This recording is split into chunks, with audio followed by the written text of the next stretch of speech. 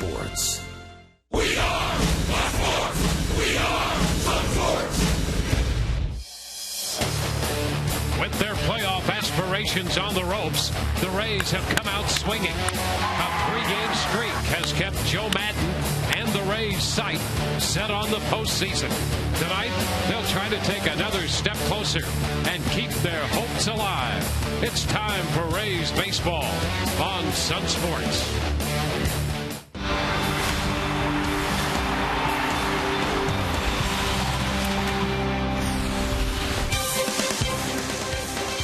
Don't look now, but we might actually have a race. We greet you from Tropicana Field. The Rays take on the Toronto Blue Jays again tonight. This is the middle game of a 3-game series. And after last night's big victory, the Rays have won 3 in a row. And how about this? The Orioles have won in extra innings again. No big deal. Oakland has lost in extra innings. That is a big deal.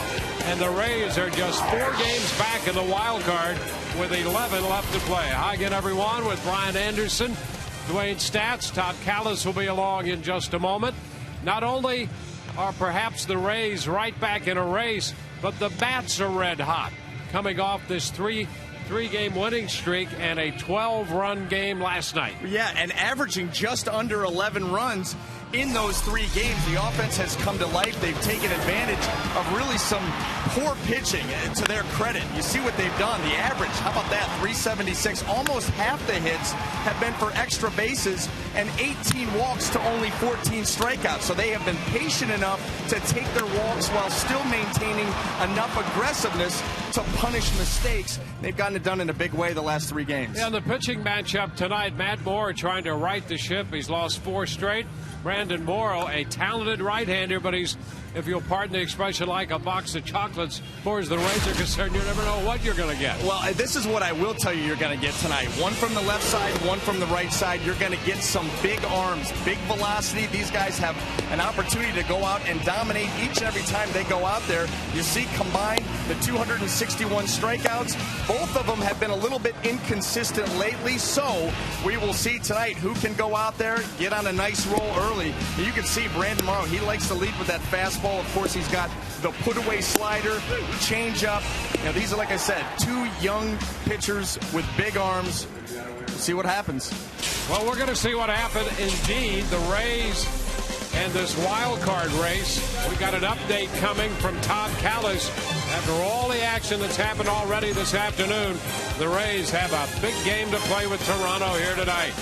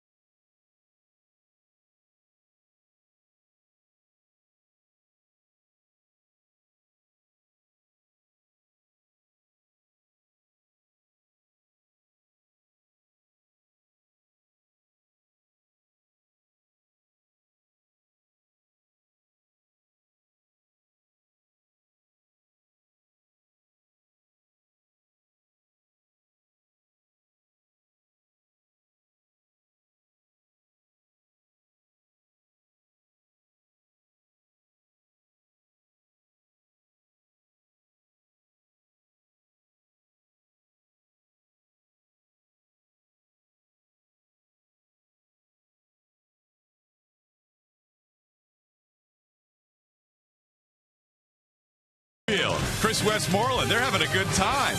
The heck is going on over there? Toronto playing Tampa Bay tonight in the middle game of a 3-game series. It's a Saturday night. About an hour ago, people weren't quite as happy because it looked like Oakland was going to win their game after Baltimore had won their game in extra innings. Let's go to these highlights. They're crazy highlights from the Bronx. Johnny Ohms, a former Ray, breaks a 5-5 tie with his 2-run home run in the 13th. Yoenis Cespedes follows him up with his bomb just fair. Chris Carter makes it 3 home runs and 3 batters. 9-5 Oakland in the 13th. Believe it or not, the Yankees come all the way back with Raul Ibanez hitting a 2-run shot to tie it, and the Yankees dugout goes crazy. 9-9. We head to the 14th. First and second, 1 out. A-Rod thinks he wins it with his base hit to center field, but Melky Mesa, the young rookie, misses third base. Another look. He misses the bag and has to go back. So then it's bases loaded. Robinson Cano ends up grounding out, but it's Eduardo Nunez who bounces one off Brandon Moss. Turns out to be the game winner. Ichiro scores. The Yankees celebrate, and in the process, the Oakland A's are now 4 games ahead of the Tampa Bay Rays in the wild card picture. Baltimore wins its 16th consecutive extra inning game. 11 of those 16 have been on the road. It has been a ridiculous season for the Baltimore Orioles with extra inning games. And Detroit shuts out Minnesota 8-0. That's your final. So it's going to be interesting if the Rays win. They're 3.5 back with 10 to go. There could be a lot at stake tonight. 2 minutes and 30 seconds. Dwayne Stats and Brian Anderson with all the action next. Matt Moore on the mound for the Rays. Enjoy the action on Sun Sports.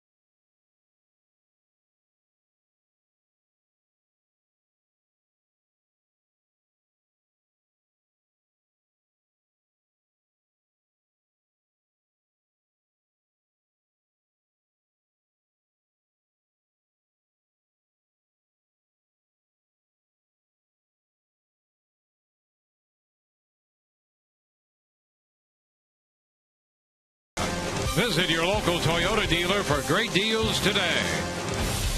By Coventry Healthcare of Florida, lighting the way to better health. And by Tires Plus. The plus is in everything we do. Tonight's Rays game is presented in high definition, brought to you by H.H. Gregg. Rays taking on the Toronto Blue Jays tonight. Little game of the series. Brent Laurie is going to lead it off for Toronto, followed by Rajah Davis up in the second spot. Then Edwin Encarnacion. He's the DH. Adam Lind, Yunel Escobar, and Moises Sierra. The 4, 5, and 6 hitters with Jeff Mathis, the catcher, batting in the 7th spot. Danny Echeverria is at second base tonight. Anthony Gose in center field. He'll bat 9th. Well, taking the mound tonight for the Tampa Bay Rays going to be left-hander Matt Moore. And let's look at the scouting report brought to you by Coventry Healthcare of Florida. Stop the slide. Matt Moore, the team has lost his last 5 starts, and in fact, in his last 4, he is 0-4 with an ERA of just over 6. So you want to put an end to that, and the best way to do that, trust your stuff. His release point command has been very inconsistent. The best way to stop that is, again, trust your stuff, get back in the zone. It is plenty good enough. He's 1-1 in 3 career starts against the Blue Jays with an earned run mark of 270. Here's Brett Laurie in the first pitch of this game.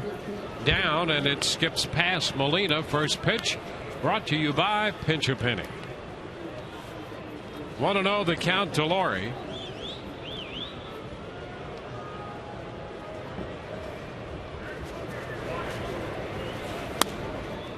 Up and away. Well, that's 2 not balls and no strikes, and this is not what we were looking for. No, and you know what? It has been the inconsistent release point. You saw that on the first pitch where he yanked the fastball down and in, and then was a little bit too early on the changeup. And there's ball 3 inside. Do you think? And it's early, 3 pitches in, right, but he has struggled recently, dropped 4 in a row. All of these games, in one sense or another, must games for the Rays. There's a strike. Look a little better there. Yep. It's 3-1. Well, I think it definitely plays on the mind of any pitcher, especially a young one. That's why very important for Matt to get off to a quick start. Swing and a miss. He comes back with a nice fastball. Full count. Because especially with young pitchers, if you get off to a little bit of a rocky start, there's that tendency for here we go again. You get off to a quick one, the confidence starts to build. And a foul ball. That's out of play. Moore comes in 10 and 11 on the year.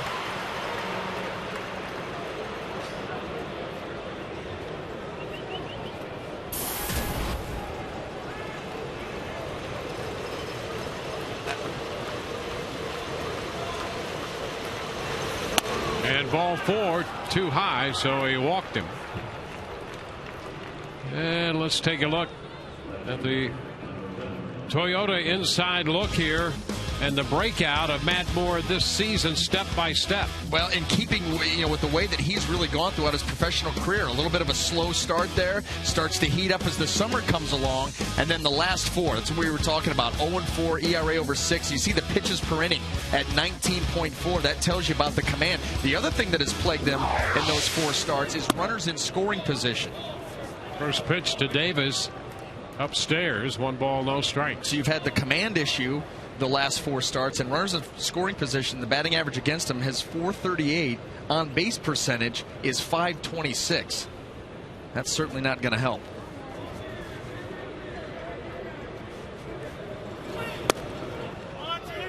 And there is ball 2.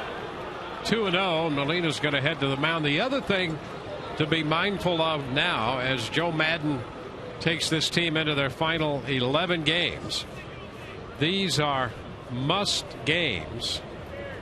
And Joe Maddon, if you think he's made moves before, just wait and see what happens here over the next week and a half. I really think that you're going to see Joe Maddon manage these games as if they're all the last game of the season. There's going to be no waiting around. He realizes you've almost got to run the table or be pretty close to perfect.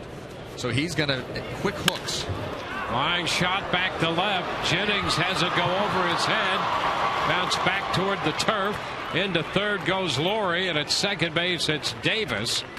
Now suddenly, here with nobody out, the Blue Jays have a scoring opportunity. Well, and this is exactly what the Rays did last night to Blue Jay pitching. Take advantage of inconsistent command, and then when you do get the count in your favor and a pitch out over, Davis smokes it to left field, and all of a sudden second and third with nobody out.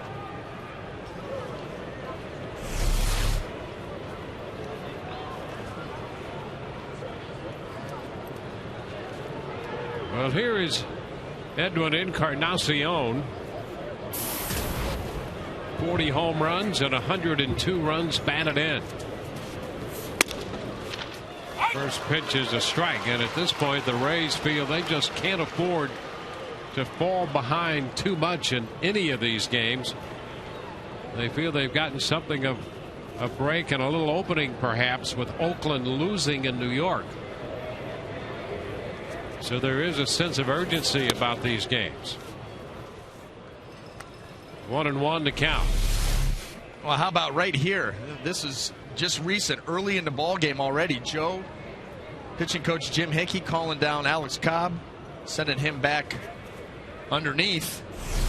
I wonder if that has anything to do with what they're seeing from the dugout. Yeah, I would have to think it does. And right from the first couple pitches, you had to be a little concerned, and then you were hopeful when he made a couple other pretty good pitches. And now men at second and third. 2-1 to count to Encarnacion. And a line drive base hit over Zobrist into left. That will score Laurie. Stopping at third is the speedy Davis. And just like that, the Blue Jays break out in front 1-0. Well, and the Blue Jay hitters can afford to do this because they're up in the count. They sense, they see exactly what we're seeing. A pitcher struggling. That ball up and out over.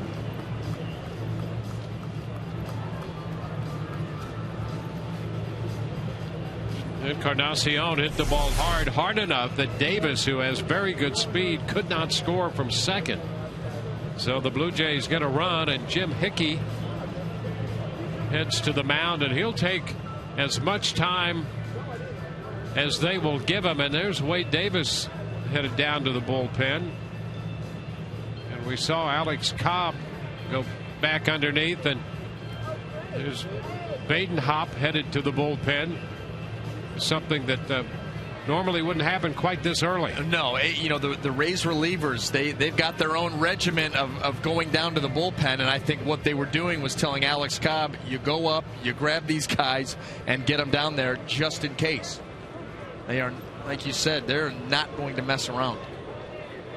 Hopefully Matt can find it quick. I'll tell you what he used right here is, well, got a long way to go. Quality pitches, one at a time. Here's Adam Lind. And a swing and a miss. Well, that's a start in the right direction. There's J.P. Howell headed down to the bullpen.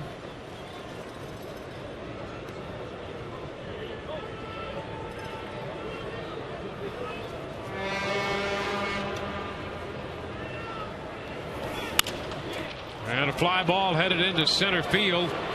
Upton's going to make the catch. Tag at third. Davis headed to the plate. He will score ahead of the throw, and the Blue Jays get 2 runs here in the first. The second one coming home on the sacrifice fly. Encarnacion still at first. Well, I think anybody else, B.J. Upton, may have a chance against him or a chance to at least keep him at third, but Rajai Davis, too much speed. Looked like the Rays were going to try to appeal there, too.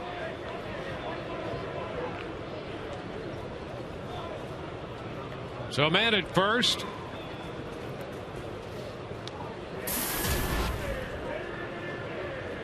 And Yunel Escobar is the hitter.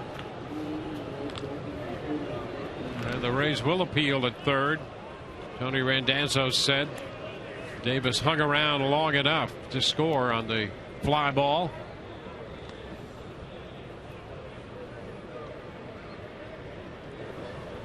Escobar, 252 average.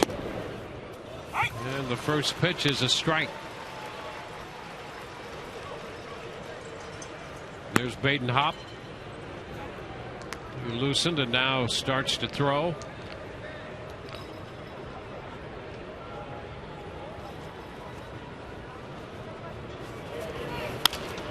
Liner into right. Will it stay up? It does. Joyce makes the catch, and Escobar's out number 2.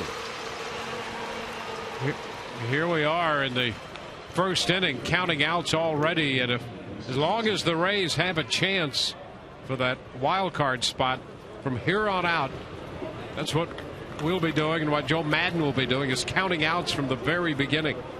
Man, you're going to have a playoff type of feel. The way that you're going to manage a ball game is in a must-win fashion. You see right now, Oakland and Tampa, the Rays here with 11 games left. Yeah, a win tonight, the Rays could trim that to 3.5. And then you think about Oakland. They have the Yankees again tomorrow, and then they go right to Texas for 4. Yeah, they have a tough schedule ahead. 2 balls, no strikes. They go to Texas, then they're home against Seattle, and they finish at home against Texas. So that could be very interesting. 8 of their next 11, Texas and New York. And the manner in which they lost today, I think, it's going to take a very, mentally strong team, because you go into extra innings in New York and hit 3 home runs and go up 9-5. There you go. That's the ball game, right? Not so fast. And then you lose that game. That could be a crushing defeat. Ducking back in at first, Encarnacion. There's the Angels also part of that mix, and they're just a step ahead of the Rays. It's a popper, right side, foul. Keppinger racing toward the bullpen, but can't catch up to it. And the count is 2 balls, 2 strikes. The Angels playing the White Sox. They also will play Seattle, and then they'll be on the road in Texas and in Seattle to close out their season.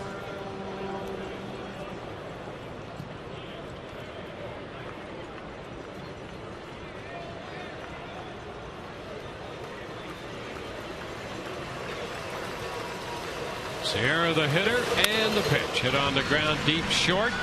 Zobrist will go to second. The throw to Roberts in time for the force. 2-run score. Rays coming in to hit, down by 2.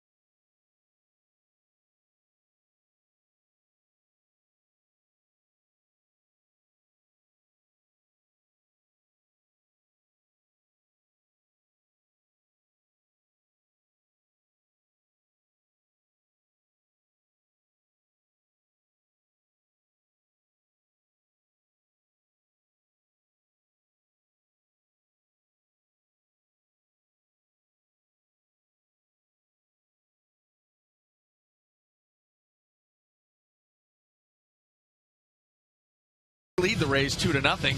Tonight's game is available in Espanol via SAP, brought to you by Coventry Healthcare of Florida. Brandon Morrow on the hill for the Toronto Blue Jays tonight.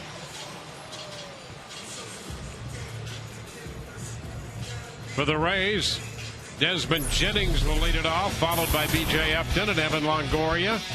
Jeff Keppinger hits cleanup in front of the shortstop, Ben Zobrist. Then Ben Francisco, the DH, followed by Matt Joyce, Ryan Roberts, and Jose Molina. Taking the mound tonight for the Toronto Blue Jays, strong right arm of Brandon Morrow, making his 19th start of the season. You can see he's got 3 complete games, ERA under 3. First pitch into Jennings, and that's a strike. Desmond hitting .251. There are the numbers on Morrow.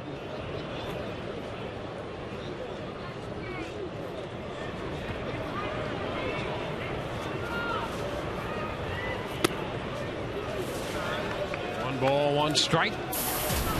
Brandon started off the year, first 13 starts, he was 7-4 with an ERA just over 3, but then went on the disabled list with a strained oblique. Just about 2 months. And a breaking pitch in there for a strike.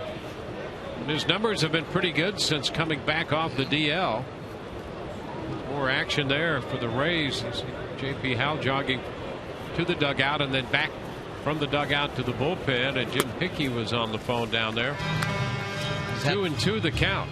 5 starts since he's come back. He's got just 1 win, but a very good ERA of 2.89. That win came against the Rays. Yeah, and actually, that was his longest start since coming back. Pitched into the 7th, 6 2/3. High drive and a base hit into left for Jennings. Desmond Jennings, who was oddly enough hitless last night when the Rays scored 12 runs and pounded out 16 hits. Desmond went 0 for 5 in that game, but he has a base hit his first time up in this game. So he's aboard for Upton. Well, there is, as we referenced, Brandon Morrow, you're not sure what you're going to get. And against the Rays, he has had mixed reviews. Absolutely. You see the earned runs anywhere from nothing to 5+. I mean, that's it. You just never know. He's always, he's going to bring the good stuff to each and every start.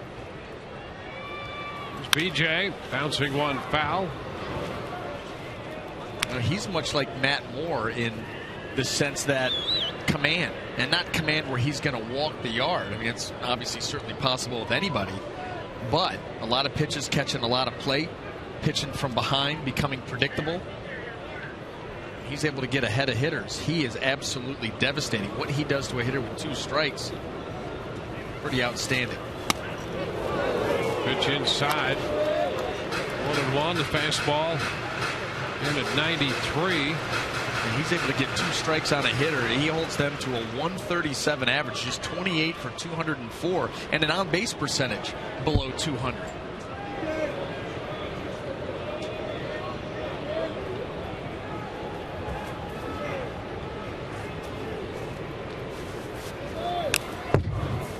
Little piece of it foul.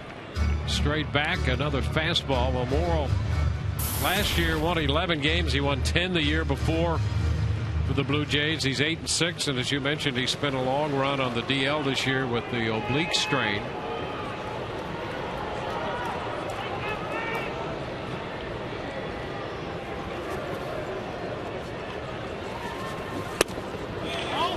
It's too low. It's 2-2 now to B.J. Upton.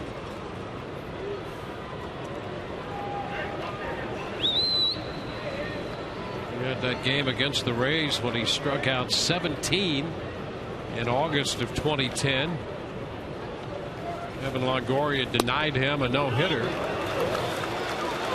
And now a full count here to B.J. Upton.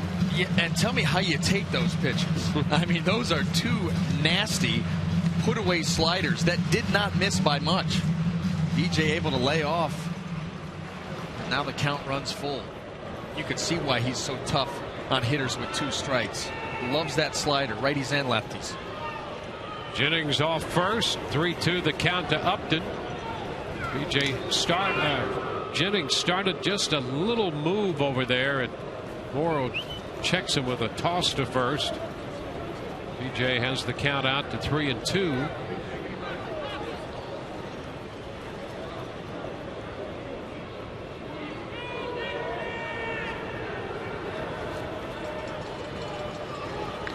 Morrow holds the ball again.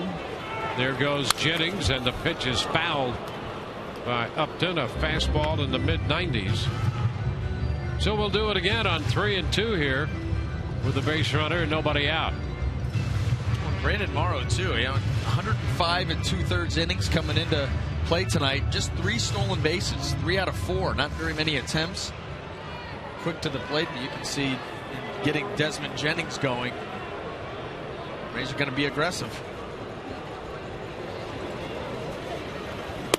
And there is ball 4, down and away. Threw him a 3-2 slider that time and walked him. So the Rays have put a couple men on here, trying to come back from a 2-run deficit already. And here's Evan Longoria. Evan, a .284 average for the year. .357 against Toronto pitching. He is 5 of 23 lifetime against Morrow, and one of his hits broke up the no-hit bid.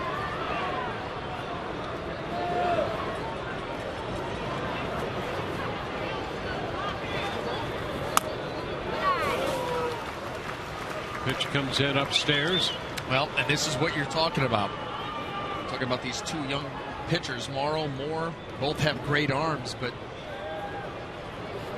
trying to find it early.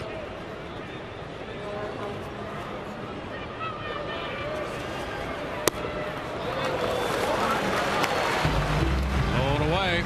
Slider gets the count running in Evans' favor. John Farrell had a long night last night. A little concerned here already in the bottom of the first. You can't defend the walk, and it's really tough to defend the 2-1, 3-0 counts. And a high fly ball into center field off a 2-0 fastball. Gross makes the catch in center. Makes a good throw back in line toward third to Escobar, the shortstop. So Evans the first out. The runners have to hold. Now, 94-mile-an-hour fastball, and that is right in Evans' wheelhouse. Just missed it.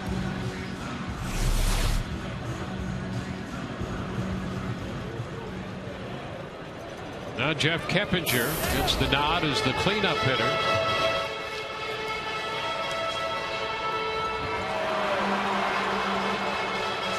Keppinger just 6 at-bats lifetime against Morrow, but a couple of hits, 2 out of 6.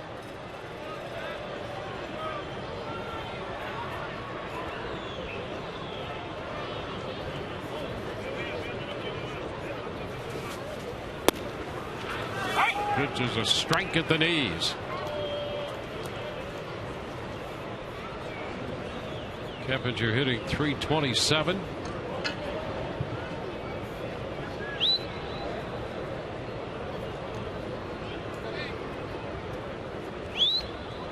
Morrow coming off the outing against Boston when he gave up no runs in just 4 hits in 6 innings. Got a no decision. Foul ball out of play down the right side. And you see the immediate adjustment that the Blue Jays have made here against Keppinger.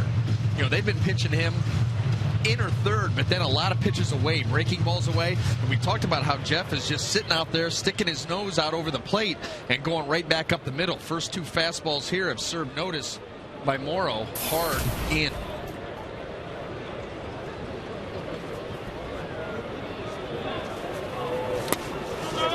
But he's down and away. So he got up 0-2 and then broke that slider out again.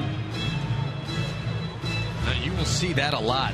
He gets 2 strikes, especially on a right-handed hitter. That slider percent usage goes way up. It's 50%. One of the reasons that those numbers you cited with 2 strikes, yeah, why they are what they are. And that slider is, you know, upper 80s, very short, very tight.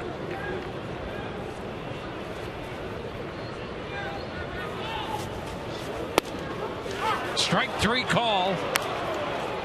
Keppinger caught looking a fastball in the mid-90s. Well, that was just a great sequence there by Morrow. 2 fastballs in, the slider away, and then he pops right back in. Tremendous execution, and that may have been even off the plate, but he's going to get the call there by Todd Tichenor. Yeah, you see those 3 fastballs continually working him in. So we'll see if the strike zone stays wide tonight with Tichenor behind the plate. It was there. And here's Ben Zobrist. The Rays are to do any damage in the first. It'll come with 2 outs. 2 men on, 2 outs. And that's a strike to Ben. Zobrist has had his difficulty with Brandon Morrow. He's just 4 for 29 lifetime. That's a 138 average off this talented right-hander.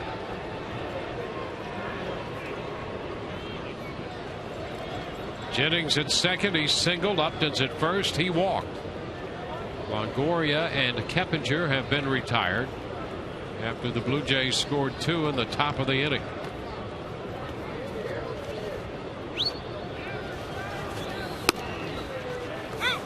Puts Ben down in the count. Fastball, mid-90s. Yeah, this would seem to be a guy that Ben Zobrist would have a lot of success against. You know, a good hard fastball. We know Ben loves the fastball. The slider is, you know, hard. It's a pitch that if he misses with it, Ben could take full advantage. The stuff sets up well for success by Ben, but not to this point. And he lays off the 0-2 slider.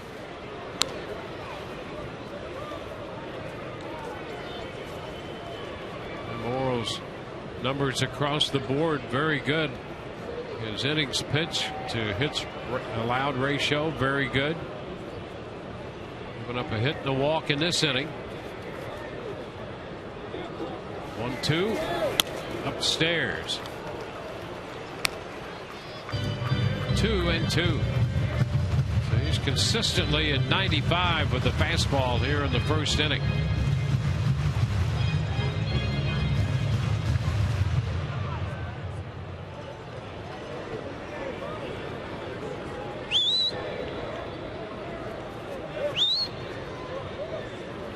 Two, and now full count. Tried the slider, and that one hit 89.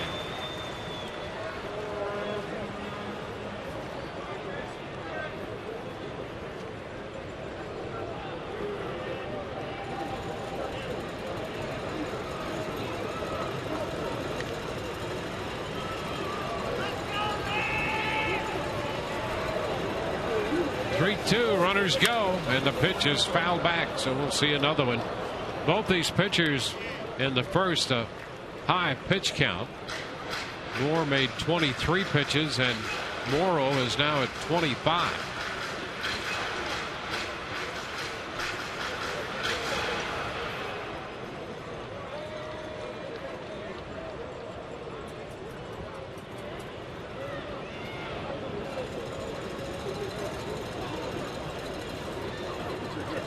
3-2 one more time is inside.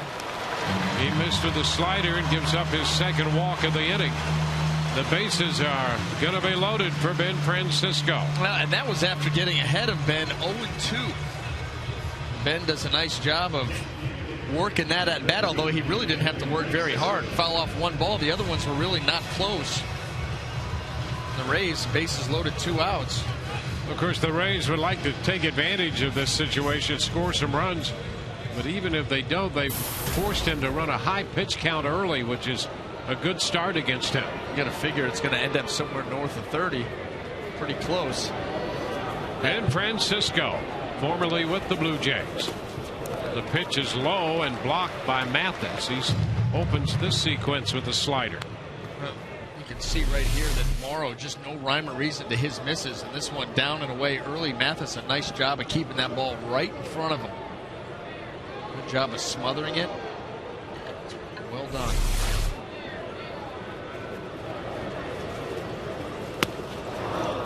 And a cut and a miss slider there. Francisco did not come close to hitting that one. No, and wanted to pull off that swing too as soon as he started it.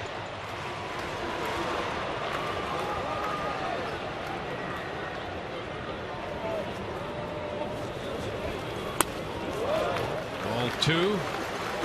Tried the slider, and that time no reaction from Ben Francisco. Well, the third one that he's seen. Start to pick up that release point and the spin coming out of the hand. He's been slider heavy here in the early going.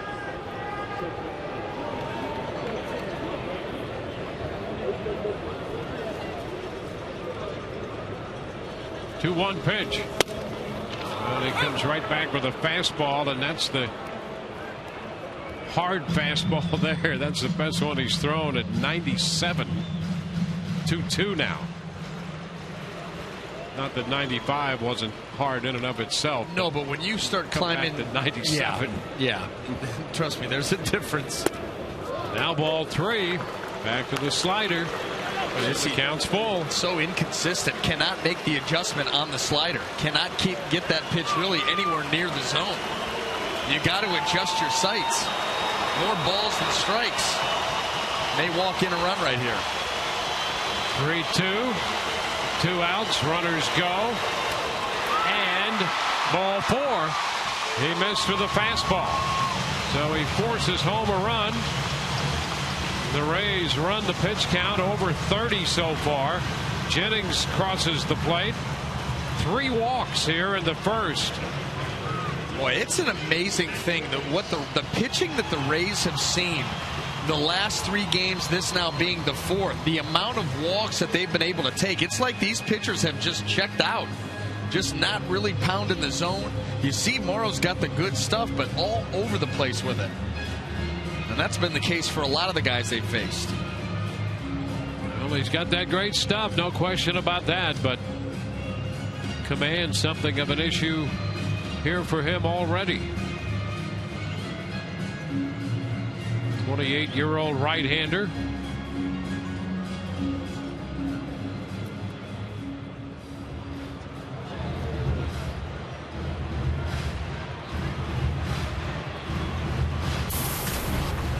Well, here's Matt Joyce. At a .273 lifetime average against this right-hander. And the pitch wide.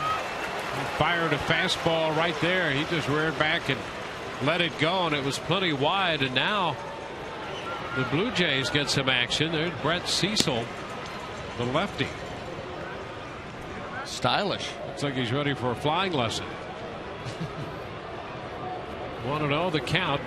Start down the line by Upton. And the pitch is low for ball 2. It's 2-0.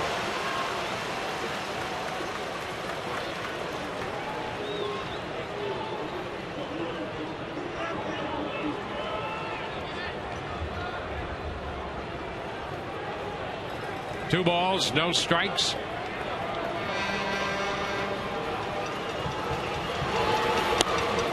And Matt takes that one for strike 1. 2-1. Well, the Blue Jays got 2 in the top of the first.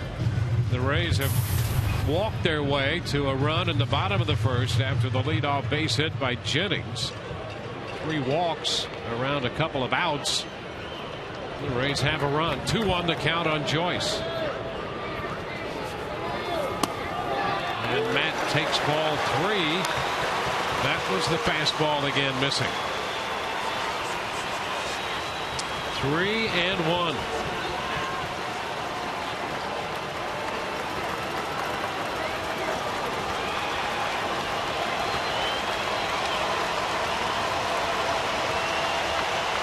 The pitch on its way. Popped up foul. It's out of play. We have a full count. He's up in the mid-30s in pitch count here in the first with all these walks. And Matt Joyce may have just gone after ball 4. You want to stay aggressive, no question about it. You let your big guys hunt the 3-1 fastball, but a little bit out of his zone. Not just the strike zone, but his zone. 3-2. The 4th full count of the inning. It's a high fly ball toward left center field.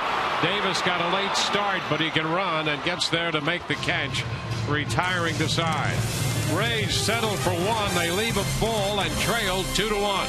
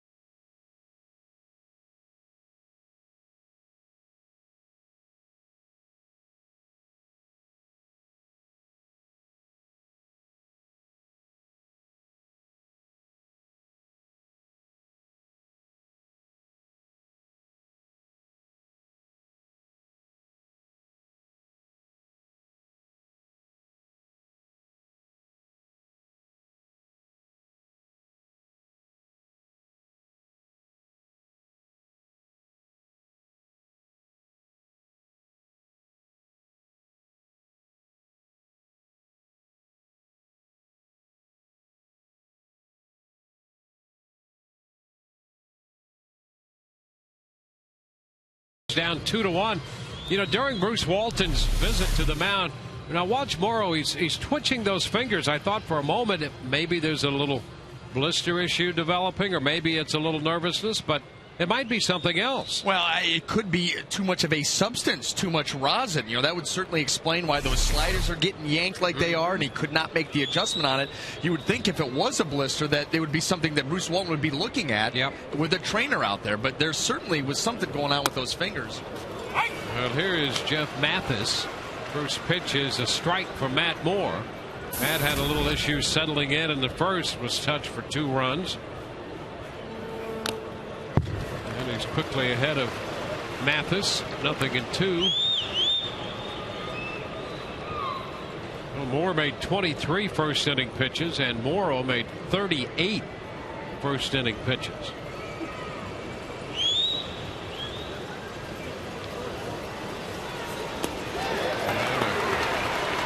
Wave and a miss, and Mathis quickly taken care of on the toss down to first. Molina to Keppinger. So that's out number 1. Here's our Autoway text poll. How do you react to Matt Moore's recent string of tough outings? TB1, cause for concern. TB2, fatigue of a full season. TB3, rookie growing pains. Text your vote to 789-789. Standard rates apply. There's Echeverria fouling one off Molina. And Danny Echeverria is playing second base tonight. He was at shortstop last night. And they really like what they see out of this young shortstop. But with Escobar back in the lineup, he's playing second tonight. Well, and keeping him up the middle. That you have a chance to have a pretty dynamic combo there between Escobar and Echeverria. Certainly more suited, you would think, to an up the middle position as opposed to third base.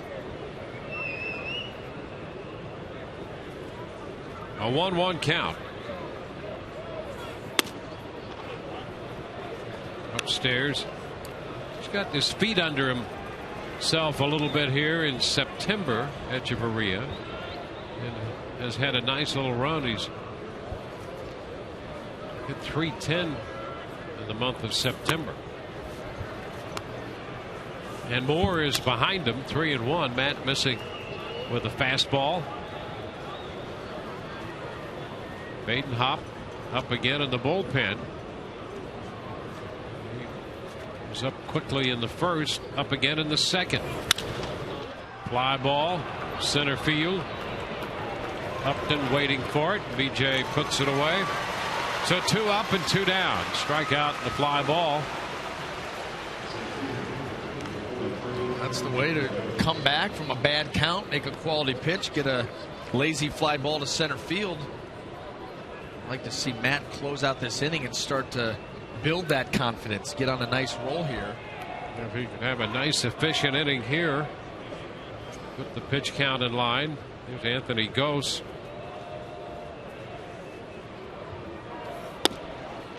There's a first pitch strike. And the bullpen continues to stay at the ready for the Rays. Get used to that. Yeah, it's going to be interesting here. And a strike. 0-2.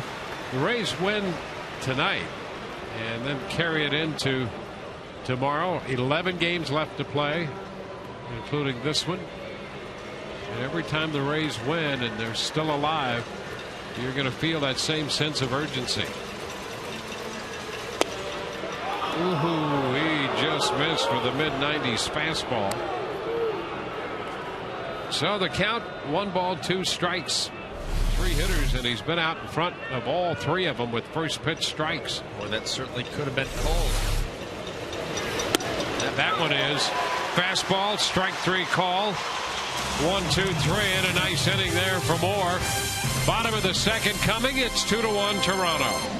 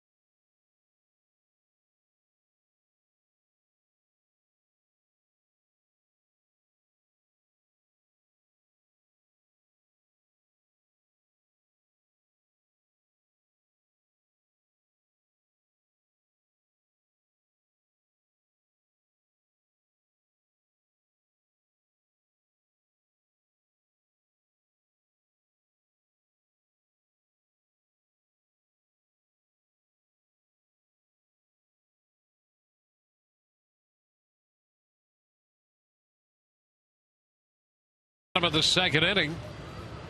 Brandon Morrow faced 7 men in the first, made 38 pitches.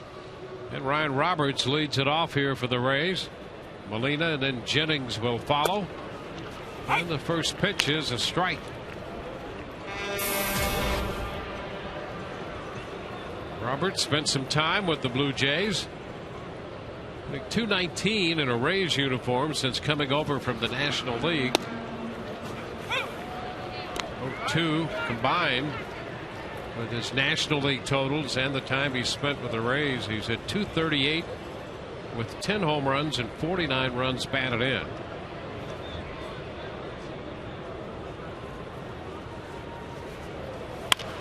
The ground ball down to short.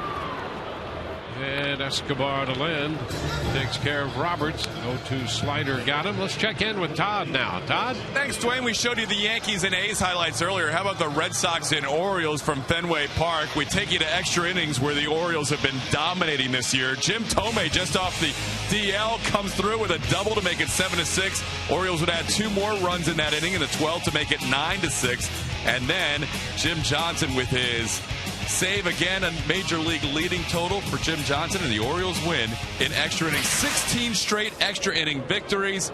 11 of those 16 have come on the road. It is our Subway Subprize look at the standings in the wild card picture, and you will see the subprize on the line is the Rays trailing by 4 behind Oakland, and the Orioles have a 2-game lead on the A's, guys. Yeah, it was fun following those 2 games.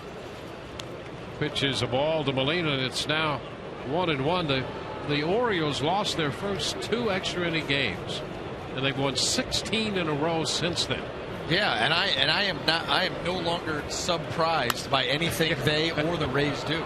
That's exactly right. I mean, really, yeah. this last week and a half is going to be like, you know what, people, buckle up your chin strap.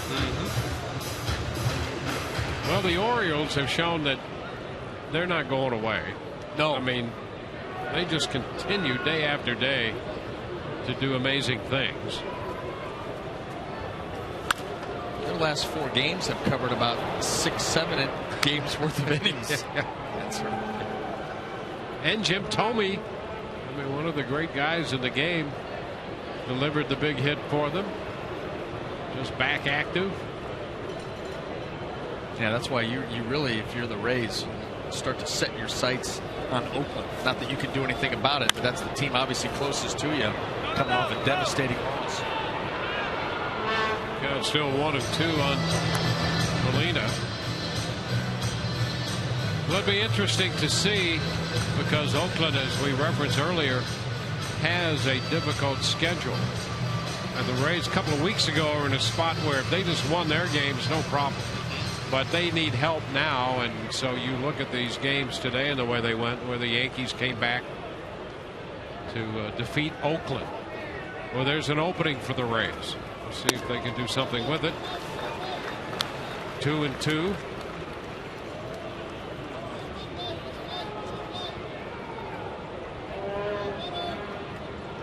A 2-2 count.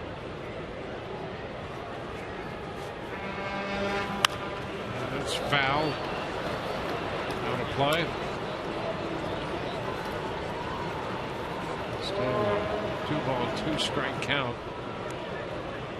Brandon Morrow's come out with good velocity. That's what you expect. Right away 93, 94, then 95, and up to 97 in the first inning. Trouble commanding the lethal slider. A little tapper foul again, and so he hangs in there with a count of 2-2.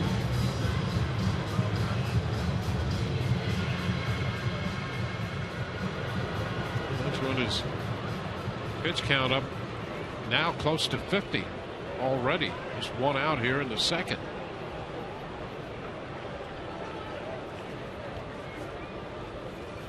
And a line drive base hit into left. Molina pulled a fastball and has a 1-out single.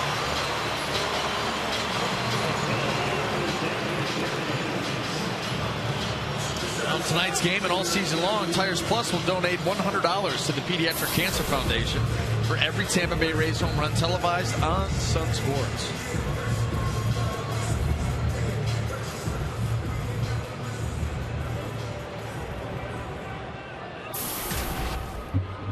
Here's Desmond.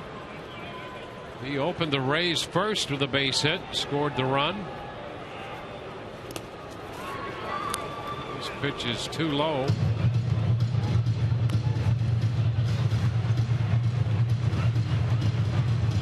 Ball, no strikes. You saw that shot a couple of pitches ago. Morrow starts with a split finger grip. He will, from time to time, break out that split finger pitch. Yeah, and the reason that you start with it like that is so that when you go into your glove, you're not digging for it. You already have it preset. You may do a little wiggle here and there just to keep guys honest, but that's why you start with that grip. Pitch is low. 2-0. And it does seem here in the second inning he's backed off a little bit on the fastball. Trying to find strikes. I mean, really trying to find the strike zone consistently.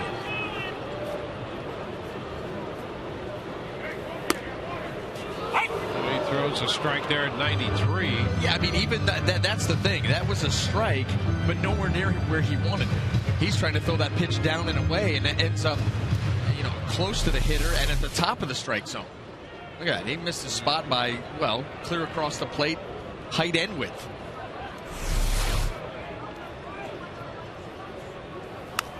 And a foul ball. That pitch right out over the plate. Same thing. Boy, that was a nice pitch for Jennings. 2-2. He is just really struggling with the command. And that's what, command is different than strikes. And he's throwing strikes, but the command is strikes that you want. Mm-hmm. You want it down and away, command is down and away. And he misses down. So the count is full. One thing that these Rays hitters have done here in the early going that's noticeable is they've realized the breaking ball, whether it be the curveball or the slider, he cannot throw for strikes. So they're just taking it. And once that he hangs out over the plate, they'll take a good rip at it. 3-2. And he walks Jennings, pitched with a fastball. So his troubles continue. Molina single, Jennings walks. First and second with one out. BJ's on his way to the plate. Yeah, you've got to take advantage. You don't know how much longer they're going to give Brandon Morrow, because he is not, where Matt Moore looks like he maybe has made the adjustment, Morrow has not. And you need to take advantage of that if you're the Rays. Yeah, Morrow is still searching for it right here. And Mathis, conversation. Rays have the catcher Molina as the runner in second. Single after Roberts had grounded out. Jennings followed with the walk.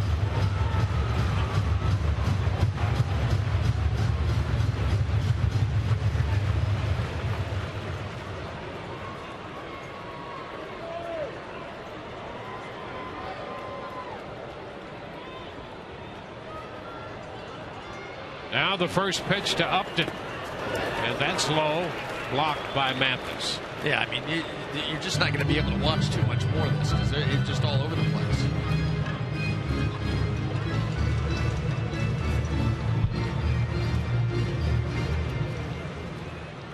And the other thing, the way he's been all over the place, he's not going to get many more calls like the one he got on Keppinger when he got him looking on a pitch off the plate in.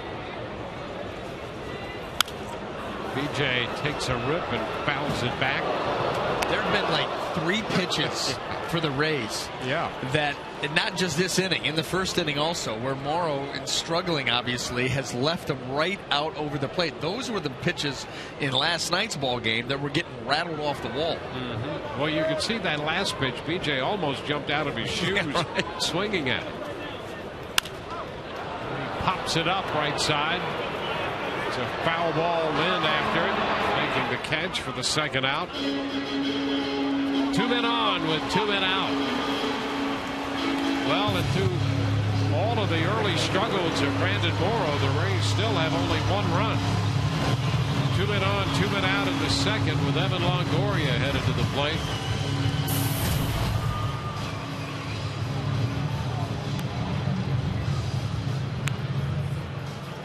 Evan got ahead in the count in the first and then hit a fly ball to center on a pitch that he liked.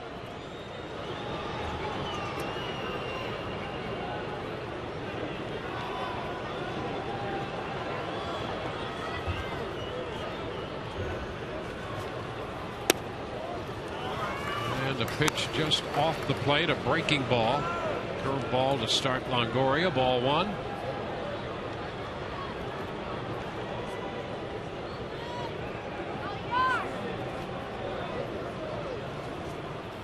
And there's a long one, high and deep to left. Evan didn't miss this one.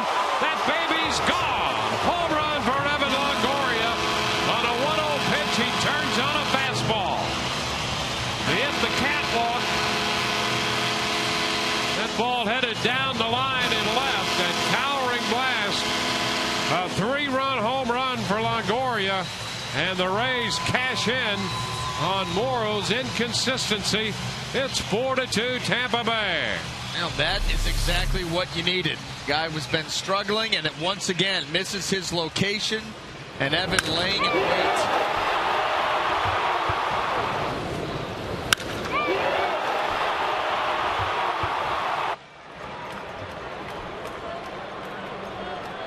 So a long one, high and deep, and hit one of the lamps adjacent to the catwalks. Keppinger takes a strike. Brignac pointing out the exact spot. Longoria was too busy circling the bases.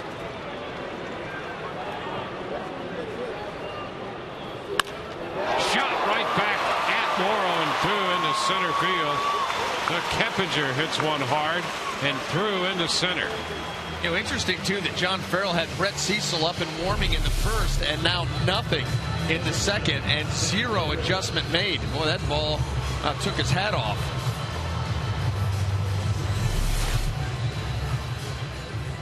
So Keppinger's aboard.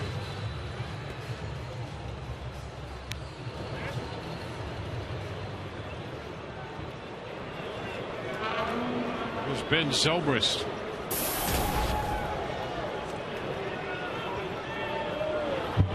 Zobrist walked in the first.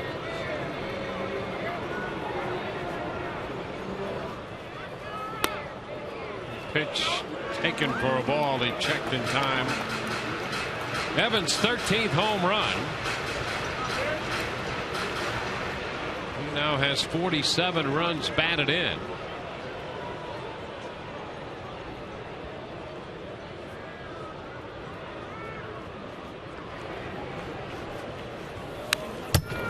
Zobrist fouls it back. He had a fastball up that he liked. 1-1.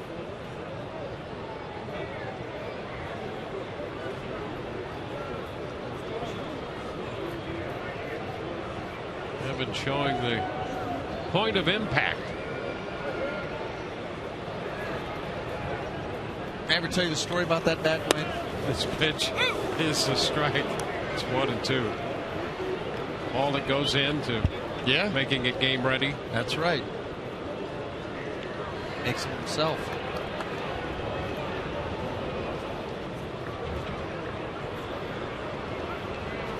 Keppinger at first.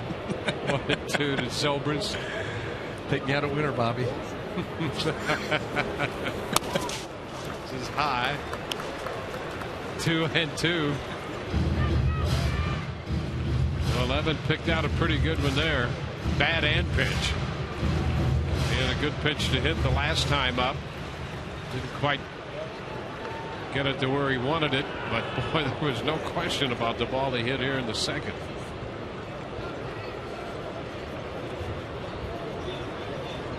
Two-two to Zobrist, and the count is full. Well, 30 pitches in this inning after 38 in the first.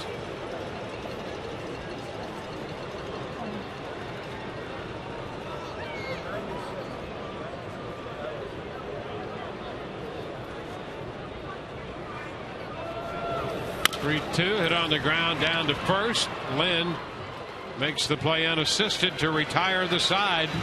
Rays come up with 3 runs here in the inning. Evan Longoria lowers the boom. The Rays lead 4-2.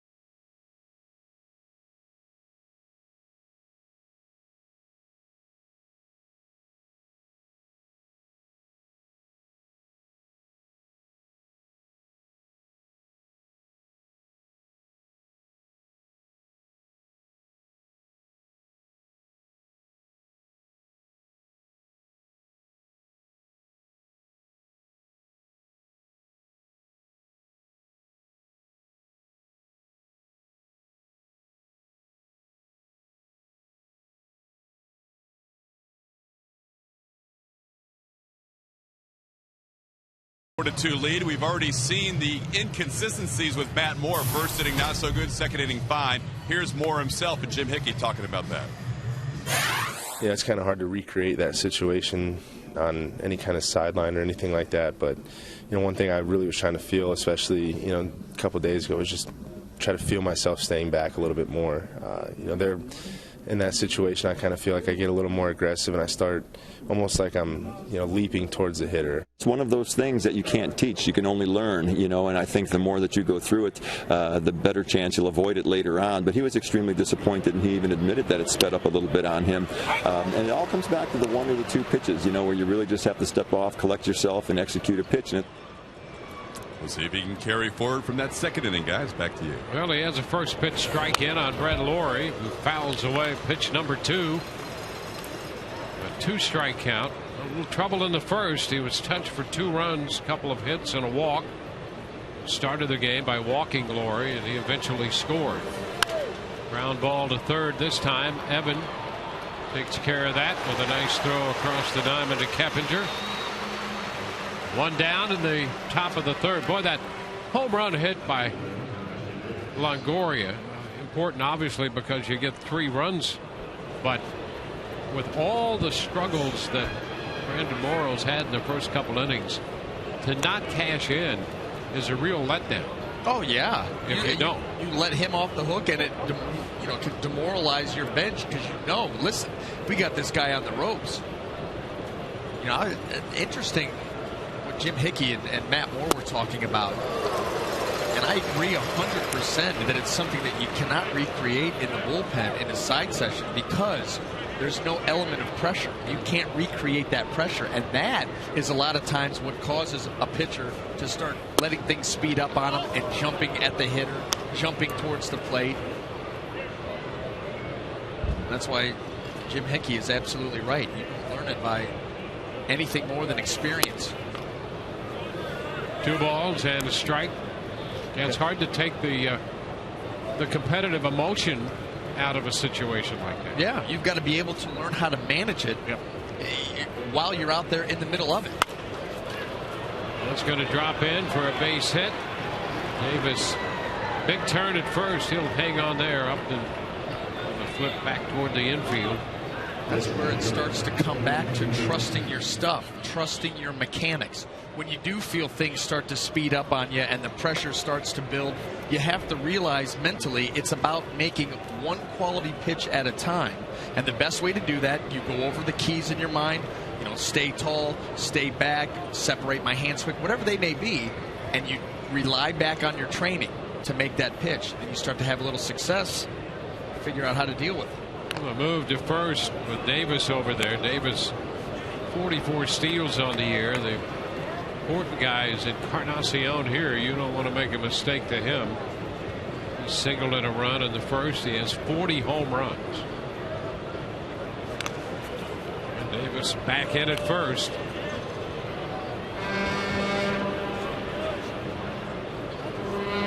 Base hit for Davis gives him a 2-for-2 evening.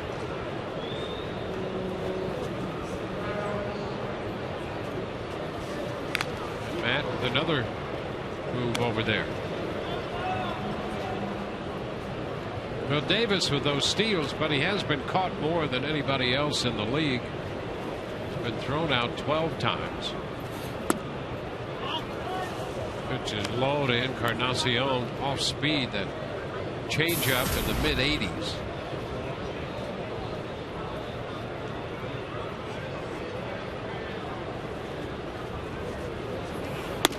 And the pitch is a strike.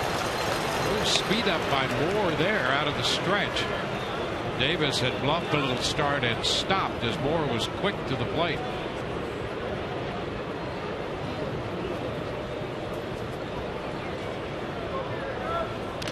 And again to first.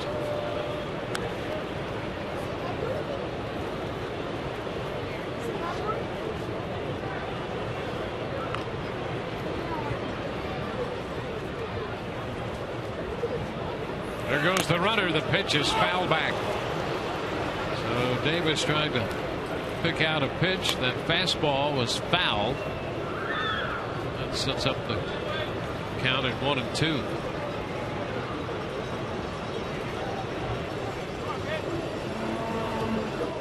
Rays now 12-4 against the Blue Jays this year, so they've made up some ground in the season series. They've won 16 consecutive home series over the Blue Jays. Davis goes again. The pitch inside pops out of the mitt of Molina, and no play. Stolen base number 45 for Davis.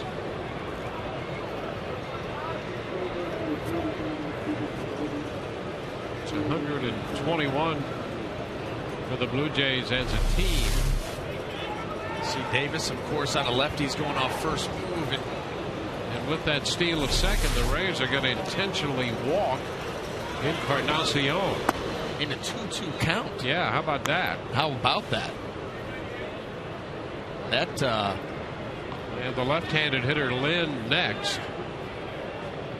So with one out and Davis stealing second, opposed to pitching to Encarnacion, they issue the walk. The one potential downside to a young pitcher, you're trying to get his confidence built. You're sending him a clear message there. I don't have confidence in you to pitch to a guy with 2 strikes because he may hurt you. You know, Encarnacion had single home a run in the first. He came into the game 0 for 5 with 4 walks against Matt Moore, and now a base hit and the intentional walk, and Moore gets a visit from Jim Hickey. And I think that that's why Jim Hickey's out there, to kind of build him back up, because I'm going to tell you right now, as a pitcher standing out there on the mound in this situation, you know, maybe I'm not as sharp as I normally am, but I've got this hitter in a 2-2 count, and you tell me, I don't trust you here. I don't trust you to get this guy in a 2-2 count. I want you to walk him. That can be very deflating, standing out there in the middle of the field. And as much as you'd like to think that that's not a part of this game, it is a part of this game. You got 2 strikes on a hitter. Yeah. You're telling me intentionally walk this guy with 2 strikes. It's not 2-0. That's like when a manager or a pitching coach or a general manager comes out and makes a public statement about a guy, whether they think he can pitch or not, which from time to time happens. That will affect. They're human beings. Yeah. Well, and this is in the heat of the battle. Yeah. You want me to walk him with 2 strikes? I think that's why Jim Hickey's out there doing a little damage control. It's like the head coach yelling at the player while the assistants then tell the player how good he was. Hey, you're okay. You're okay. It's just Bobby. That's what he does. Here's Lynn taking a strike. Pay no attention to that guy. Yeah. Yeah, right. That was no reference to Bobby Knight at all. 1 strike to count. Caleb Lynn drove in a run with a fly ball, and now he hits one back into center field. Up and back. He's going to make an over the shoulder catch at the track for the out. So Lynn hit it a long way to center field, and BJ got back and made a nice catch on that one. And here comes Joe Madden. How about it? We're in the third inning. Did we tell you? I mean, if you think he's made changes before, just wait. And so here he comes. Escobar's due up. And with the Rays leading 4-2, Madden already goes to the mound here in the third to make a pitching change. Back in a moment.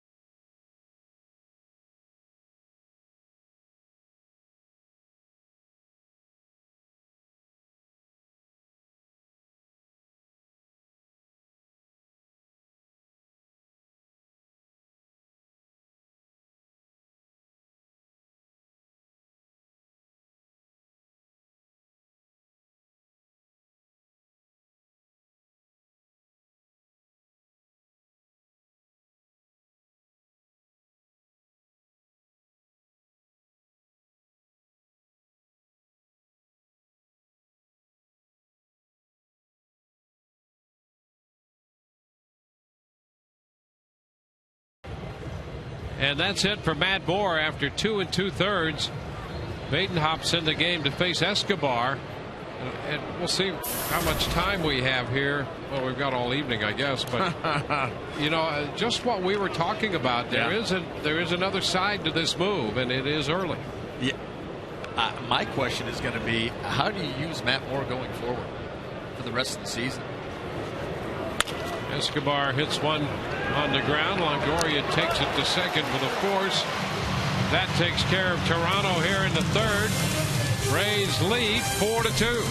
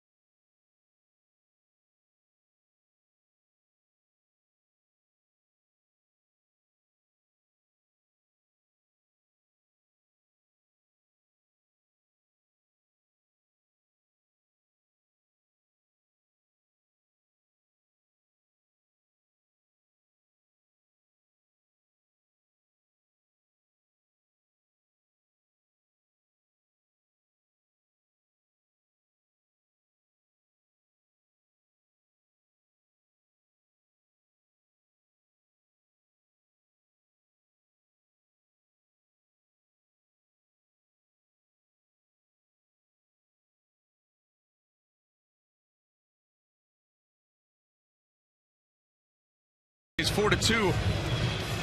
Join the playoff push and help the Rays stay 162 strong with a special ticket package. Starting at just $25, the 162 Strong Pack includes 3 games of your choice, a limited edition Neon 162 Strong t-shirt, as well as discounts on concessions and merchandise. It's at RaysBaseball.com, available while supplies last. Ben Francisco takes the 70th pitch thrown by Brandon Morrow, and he throws that pitch here to open the bottom of the 3rd. 1 strike the count. Francisco followed by Joyce and then Roberts. 1 ball, 1 strike. Rays lead 4-2. Longoria hit a 3-run home run in the 2nd inning. Wide. 2 balls and a strike. You can see with that breaking ball right there, it was almost like Brandon Morrow was aiming it, just trying to flip it in there instead of letting it go, knowing that he's not had good feel for that pitch. 3 balls and a strike. He's almost trying to will that pitch in there instead of just letting it go.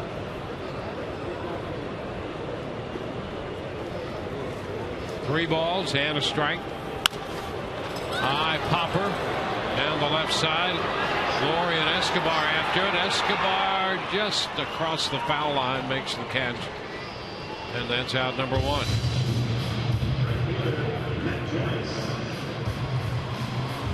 And Joyce will be coming up now.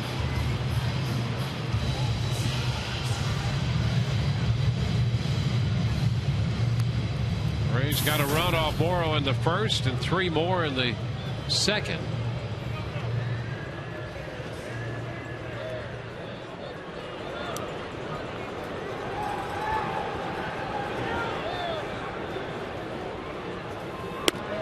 And the pitch is a strike to Joyce.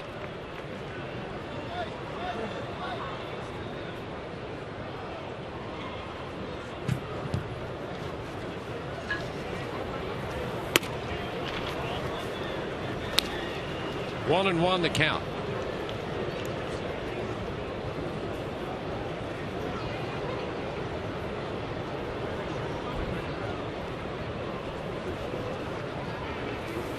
Ground ball. That's fair. Just back of first. Lind will make the play unassisted. So 2 up and 2 down here in the 3rd for Brandon Morrow. First time that's happened tonight.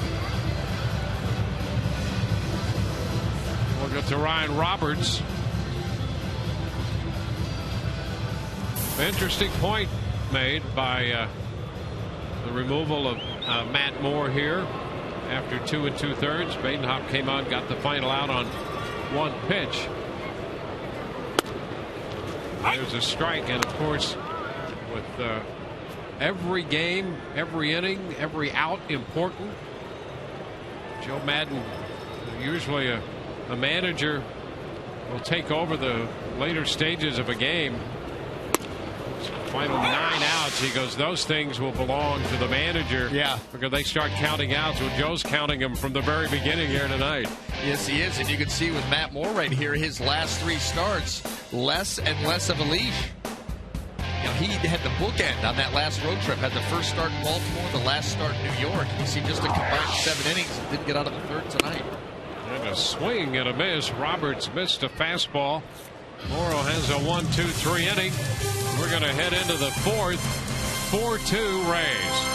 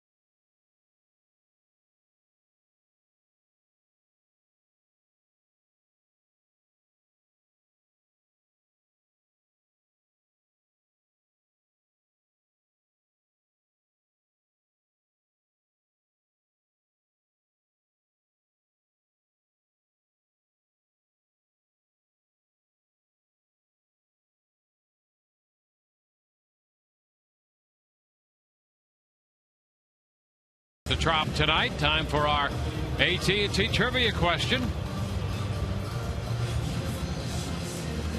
Who was the first player to hit 30 home runs with 5 separate teams? First player to hit 30 with 5 separate teams.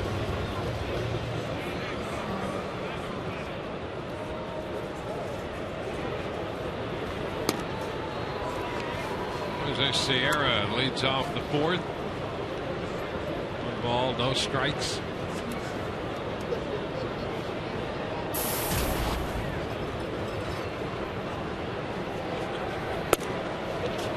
There's a strike, and the count is 1-1. Mathis next, and then Echeverria. Broken bat and a roller to short, surrounded by Zobrist. The throw on the run is there in time to get Sierra.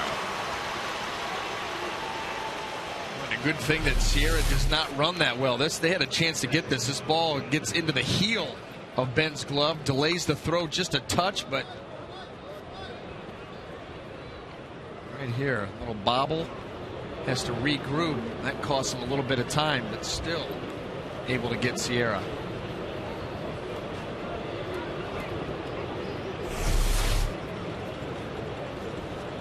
Jeff Mathis. Pitch is wide.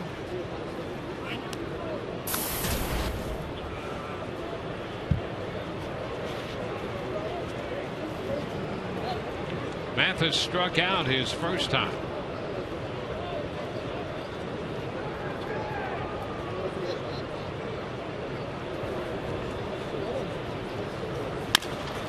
Chopper out to second.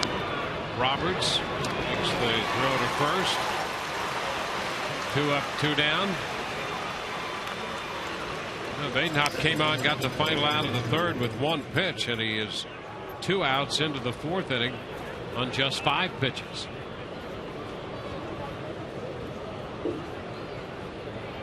Well, he'll face the second baseman, Echeverria.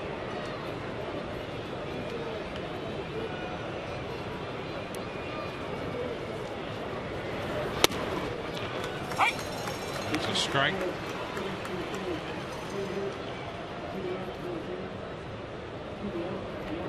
Badenhop was very economical here in Thursday's game against the Red Sox when he picked up the win. It was that big 6-run ninth, and he had come on to end the top of the 9th inning. He faced just 1 hitter. He got Pedroia, got ahead of him 0-2 and got him on a ground ball to 3rd. So he pitched a grand total of 1/3 of an inning in that game and got the win as a result of the Rays' comeback, 7-4.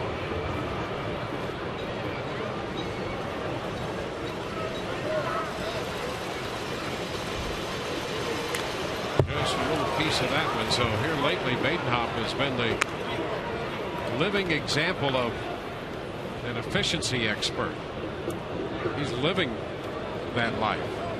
Well, and the way he comes in, his stuff is set up for that. You know, he's a ground ball pitcher.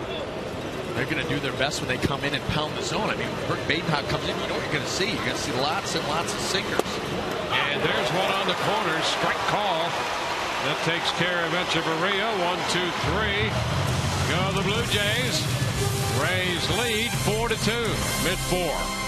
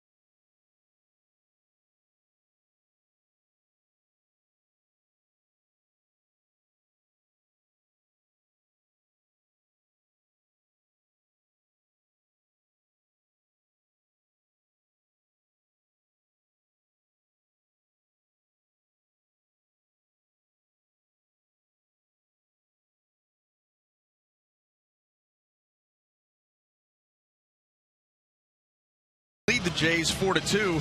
This is just a reminder as you enjoy a cold one. Look forward to Miller time. Later tonight's game brought to you by Miller Lite.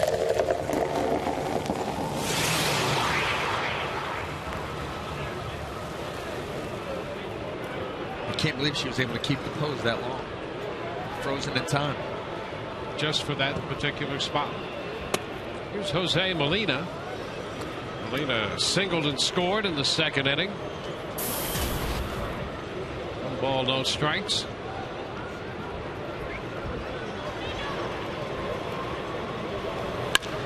Ground ball to third. Maury comes up with it and whips his throw to first. That's out number 1 here in the 4th. Let's get the answer to tonight's AT&T trivia question. And that question, if you recall, who was the first player to hit 30 home runs with 5 different teams? And the answer would be Fred McGriff with the Blue Jays, the Braves, the Padres, the Rays, and the Cubs. Desmond Jennings pitches down. 1 ball, no strikes. Ready.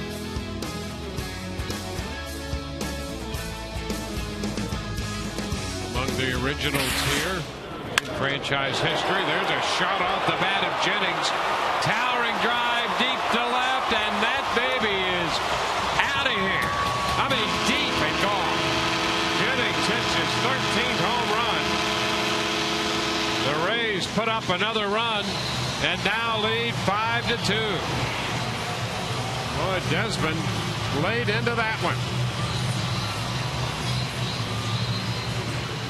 Well, these guys are now coming around, seeing Brandon Morrow for the 3rd time here in just the 4th inning. Another missed location, wants to go away. Look at that ball on the inner half. Destroyed. Here's BJ. He takes a strike. Morrow, who had made 69 pitches through the first 2 innings, just finished a 1-2-3 third, got the first out on a ground ball in the 4th, and Jennings just hit that ball out of sight. 0-2 the count on Upton. Brad Lincoln starts to throw in the bullpen.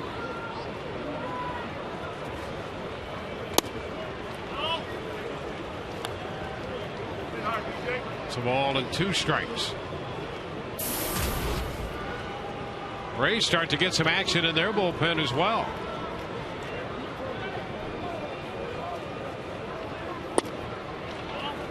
Two balls, 2 strikes. Moore pitched 2 2/3, and Badenhop came in to settle things down, and Jake McGee is up now in the Rays bullpen.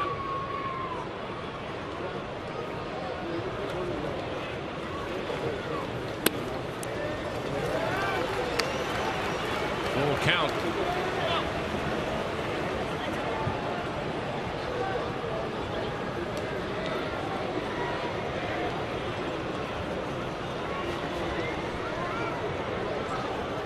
Over the last couple of years, you talk about ups and downs for Brandon Morrow, especially against the Rays.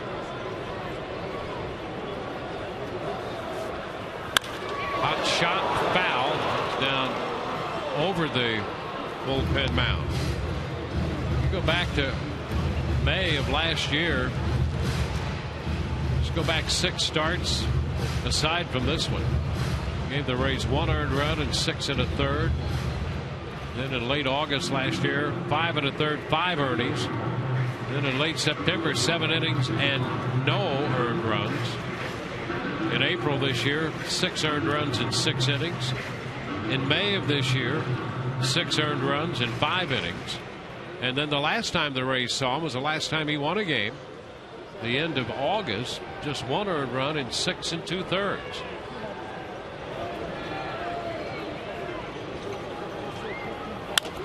3-2 and a fly ball lifted into right. Sierra makes the catch out there. It's kind of like the old prizes in the Cracker Jack boxes. You know, you would pull out the one, and it was an actual prize, and it was like a puzzle with a little ball in there, and you could move it around and try to move it through the maze. Or then the next time you'd get a sticker. Yeah. Yeah, thanks. Now they all are bad. Back in the day, they used to have good ones. They don't want you to be overindulged. Yeah. Great prizes. Yes. Longoria takes a strike. Well, cereal prizes, those used to be pretty top notch too. Just saying. Pitch inside. 1-1.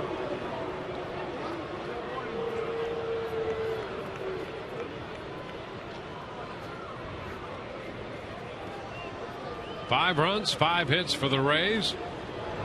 2 of those hits, home runs. Longoria belted a 3-run shot in the second. Jennings a solo home run in the fourth. 2-1 now. The count to Evan.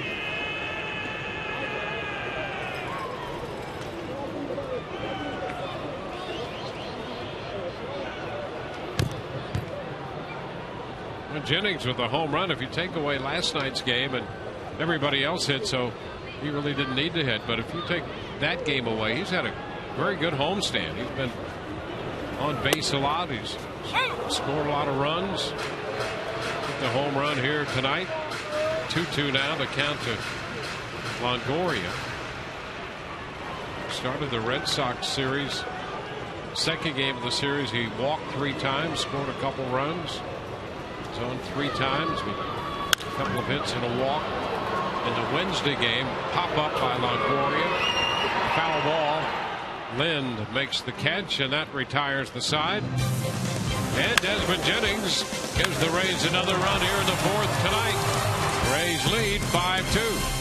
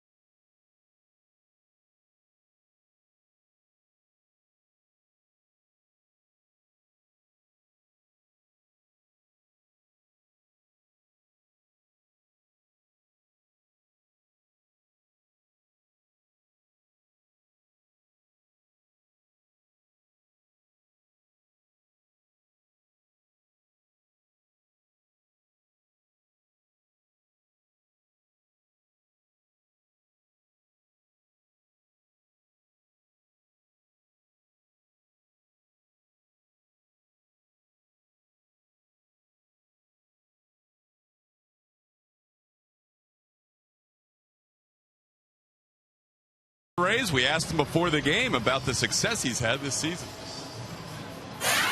Yeah, I'm pretty locked in now. I got a little more comfortable this year and just kind of took off a little more and just been consistent all year is the biggest part. Yeah, a little more here and there. I'll throw it more 2-2 or, 1-1 and, more confidence in it the more I throw it. So, I'm not afraid to throw it any time now. So.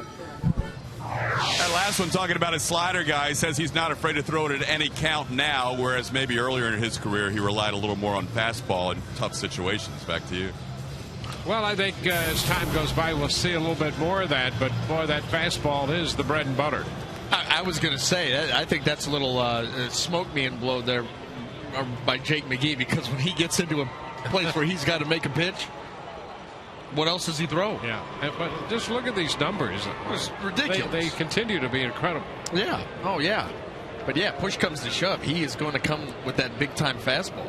And even the slider, he can feel more comfortable with it. I still think that that pitch can be even better for Jake. Well, he'll face the center fielder, Anthony Ghost. Ground ball, tough play, and Zobrist will not make a throw. Ghost can really run, and by the time Zobrist cut to his right to make the pickup, he had no chance. Ghost is aboard on the infield head. Nice job by Badenhop. He made just 10 pitches through an inning and a third. And now McGee takes over here in the 5th. Yeah, what Jake has done is this year you've watched him take that next step where he has gone from a nice reliever, mid, you can use him a little bit towards the end of the game from time to time, to where you can envision this guy being a closer. Dominant. Or he fouls that pitch back. Fastball. This Rays pitching staff has been historic, and we saw that last night as they became the all-time American League strikeout leaders in a single season. And it really extends the success beyond just that. That's a big part of their success. There's a base hit into right. Joyce cuts it off. Ghost will go to third, and quickly first and third with nobody out. So it suddenly becomes something of a situation. The Blue Jays will put the potential tying run in the batter's box with 2 men on. Rajah Davis has doubled and singled tonight.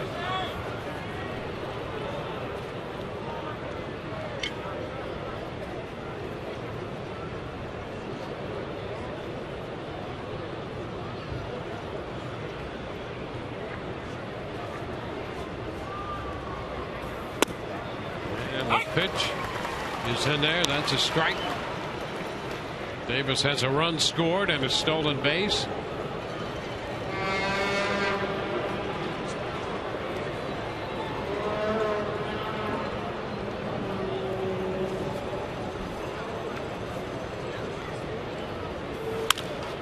High foul up the right side, out of play. 2 strikes.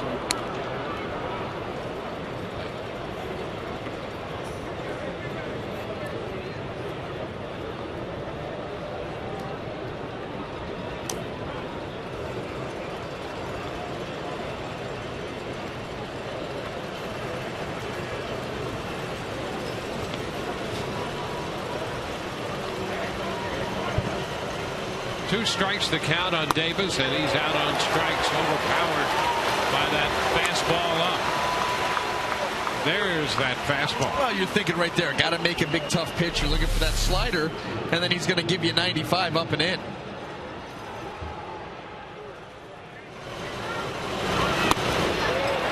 Catch up to that. Good luck. Yeah, right. I make the comment about the slider with tongue planted firmly in cheek. There was no question what he was going to throw right there. Yeah, I'm not even sure you could catch up to that with a running start. No. Especially with it.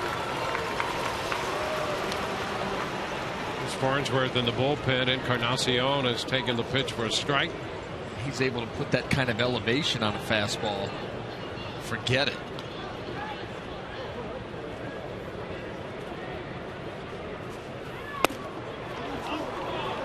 One and one. Pretty close there. Encarnacion was walked intentionally with a 2-2 count in the 3rd inning of this game. That's something you don't see every day. Single and a run in the 1st.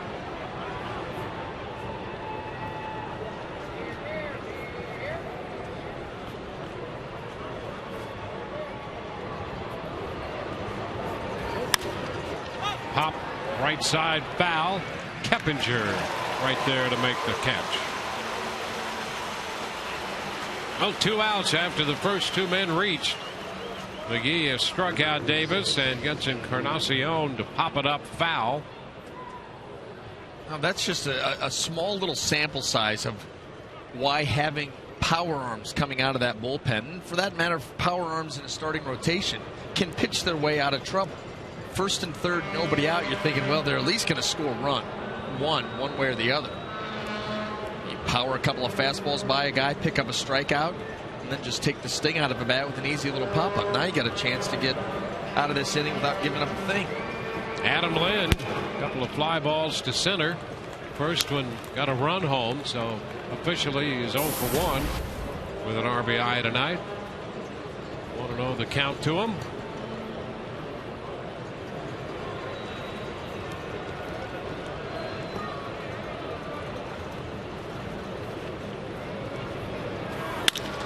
Liner into left. That's got some sink on it and skips past Jennings. Goes, scores. Laurie rounding third. He's going to score. Lind is on his way to third. And suddenly it's a 1-run game. A sinking line drive. Jennings went for broke on it, and the ball skipped beyond him, allowing 2 runs to score and Lind to go all the way to third. It's 5-4 now. Well, do or die play here. Line drive. Desmond thinks he can get there. He slides, and that ball gets underneath the glove. That close. Wow. But that is the downside. If you do miss it, it's going to be a bases clearing situation and at least a triple. So right now, Desmond's home run is the difference in this game. 5-4. Here's Escobar. Takes the pitch for a ball. And Lind has 3 of the 4 runs batted in for Toronto.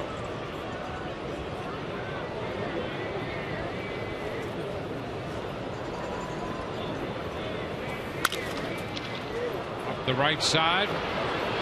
Joyce running into foul ground. Got over there, made a nice catch as he ran a straight line back of the bullpen mound.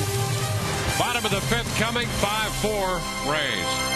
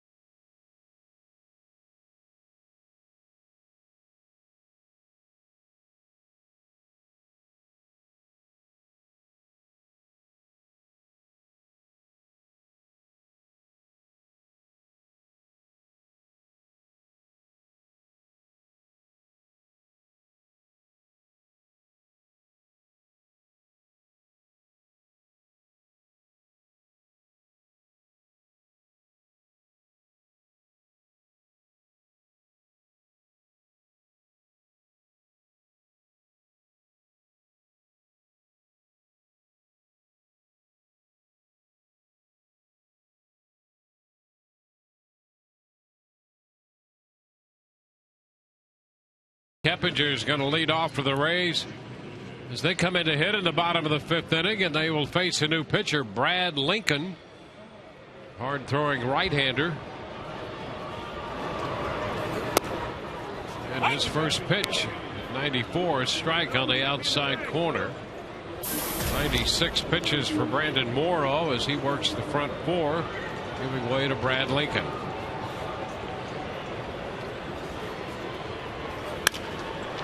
Keppinger sends one into right center field. That's got a chance. A diving attempt by Ghost. Off his glove into the base of the wall. Extra bases as Keppinger stops at second with a double. That ball kept slicing away from Ghost toward right center. Well, and here's the thing, too. Ghost had him played out there to pull. And he will pull the ball, but his approach is up the middle the other way, especially against a hard thrower. And that was basically a fly ball. But he was able to find about the only patch of grass where it was going to fall in safely out there. Nice leadoff double. 15th double of the year for Keppinger. The Rays go right to work here, trying to rebuild their lead, which is now down to 1. Ben Zobrist in the box.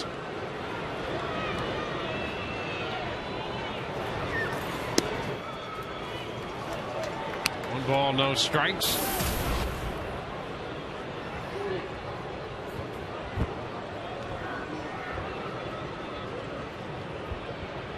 Ben 1 out of 2 against the right-hander Brad Lincoln.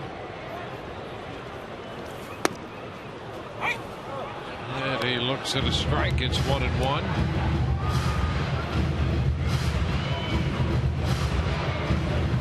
A double for Keppinger gives him 3 for 6 against Lincoln. He had faced him previously in the National League.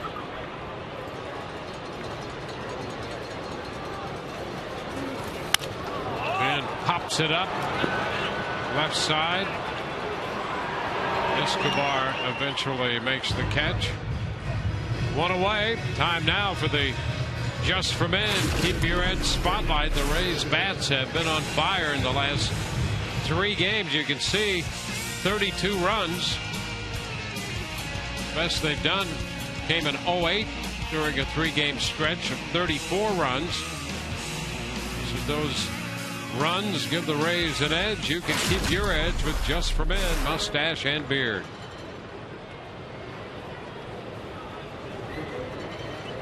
Ben Francisco in the lineup tonight is the DH. And the first pitch is a breaking ball, a hard curve ball in the mid-80s. 1 ball, no strikes.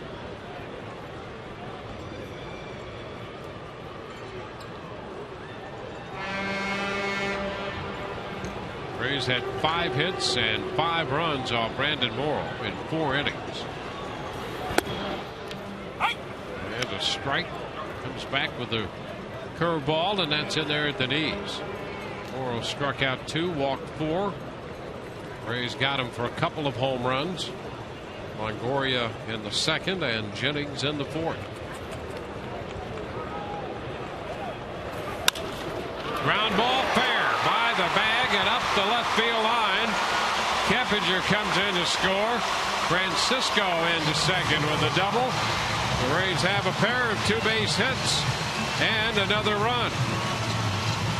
Francisco drives in his 2nd run of the evening, and the Rays lead 6-4. Boy, huge answer and another mislocation. Imagine that. Ben Francisco just hammers that ball right down the line. And for the Blue Jays, pulled to within 1 quickly. The Rays answer.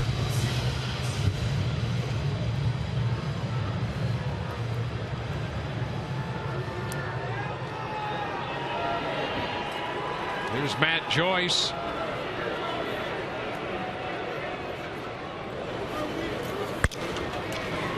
Grounds it to second.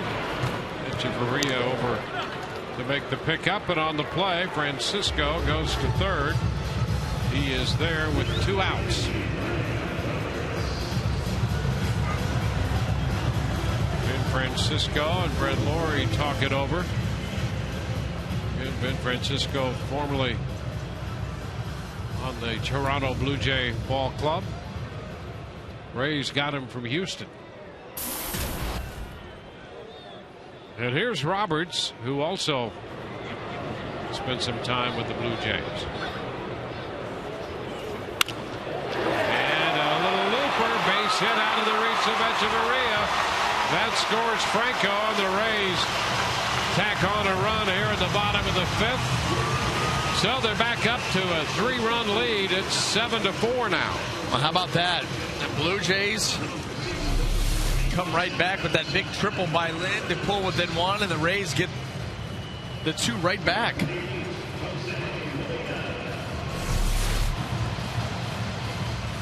Well placed by Roberts.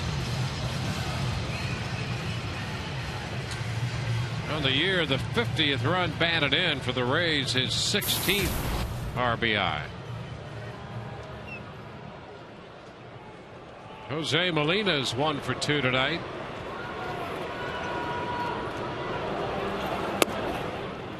Pitch is low, 1 ball, no strikes.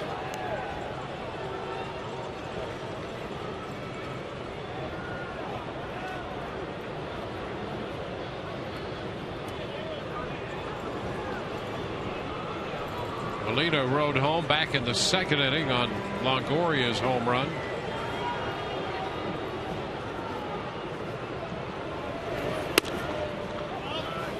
Two balls, no strikes.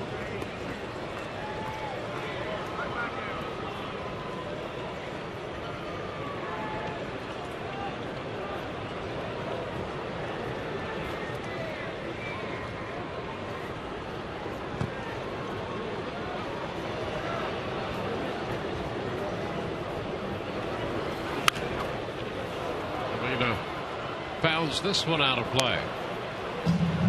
Molina continues to see a lot of playing time.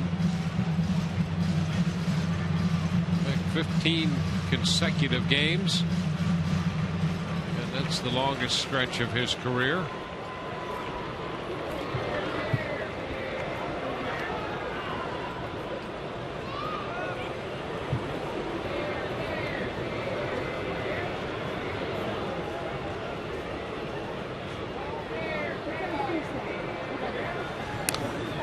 Back in, Roberts at first. Jennings with a run batted in on the home run. Longoria has 3. His home run, a 3-run homer. Francisco 2 runs batted in. Roberts has the other one.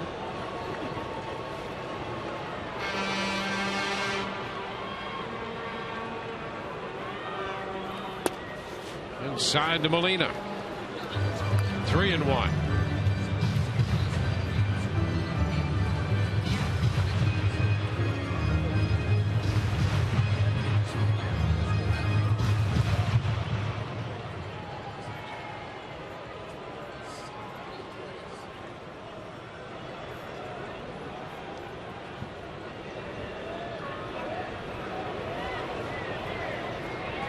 Pitch and a fly ball deep to left. That one's gonna go. 3-1 pitch, a fastball, and Molina hits it out, and the Rays have a 4-run inning. Molina's 8th home run of the year. Rays now lead 9-4. And I hate to continue to beat a dead horse, but over the last 4 games, Rays hitters have seen, watch where the catcher's set up and the ball ends up. Not even anywhere near where he's trying to go. And we have seen that repeatedly the last 4 games. Pitchers aren't missing by a little bit. They're missing by feet. The Rays are making them pay. Well, the Rays have opened a 5-run lead. As when Jennings takes a curveball for a strike. The Rays with 4 hits, 3 extra base hits, and 4 runs in this inning. All the runs came in a span of 15 pitches. 1-1 to count. Curveball, and Jennings lays off the pitch.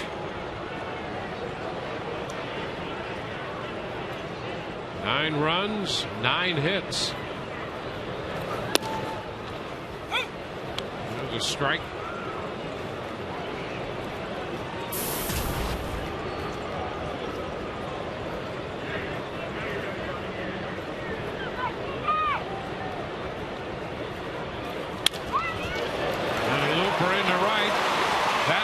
For a single. Desmond is on for the 4th time tonight. And the Rays had their 5th hit of the inning. They're in double figures overall with 10 hits. Bruce Walton on the bullpen phone.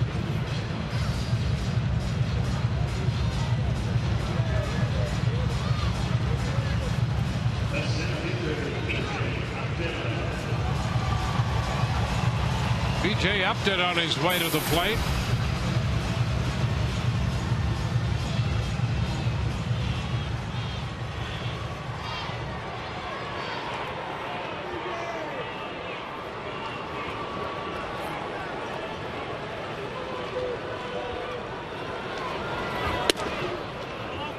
It's a ball outside.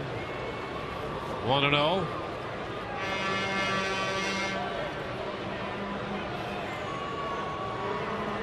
Brandon Lyon up in the Toronto bullpen.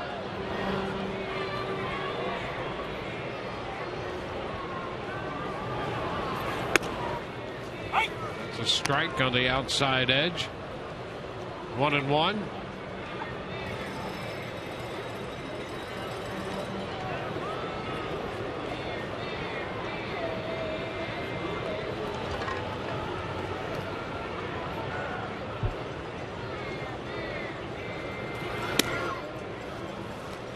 Two balls and a strike.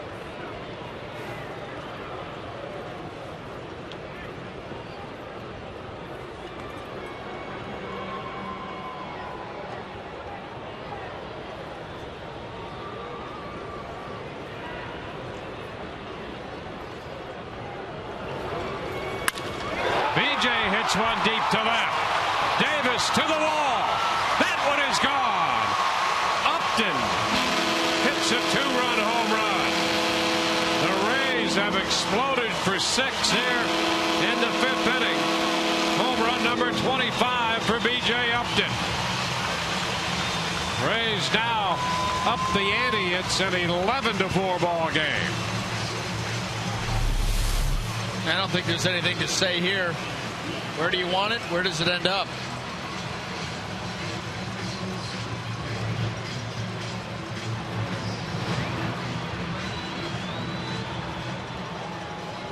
Well, how about this? The Rays bats explode here in the 5th inning. A 6-run frame. And Longoria takes a strike.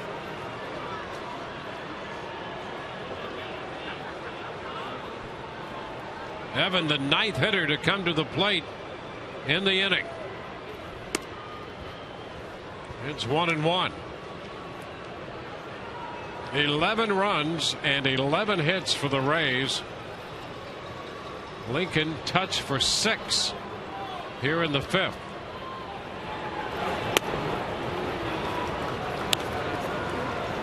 Two balls and a strike.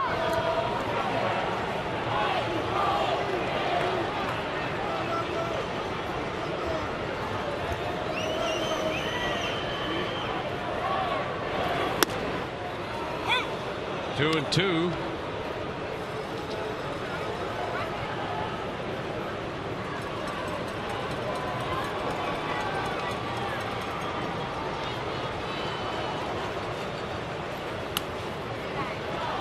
And the count is full. Well, BJ now with 25 home runs. That's a personal high for Upton. He had 24 home runs back in 2007 in 129 games for the Rays. And Longoria walks. So the inning continues. And John Farrell comes out, making a move to the bullpen.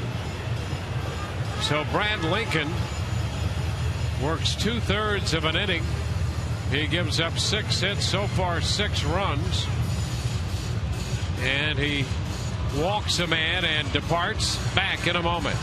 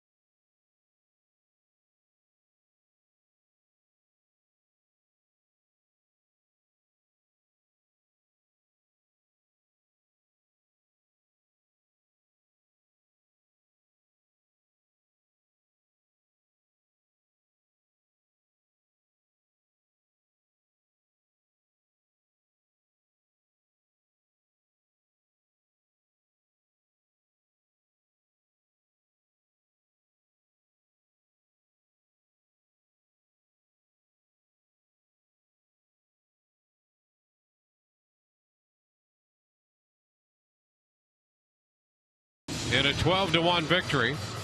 They're 2 outs into the 5th inning tonight, and they have scored 11. They've hit 4 home runs. That matches their single game high this year. Brandon Lyon is the new pitcher. Keppinger started this inning with a double, and he takes the pitch for a strike.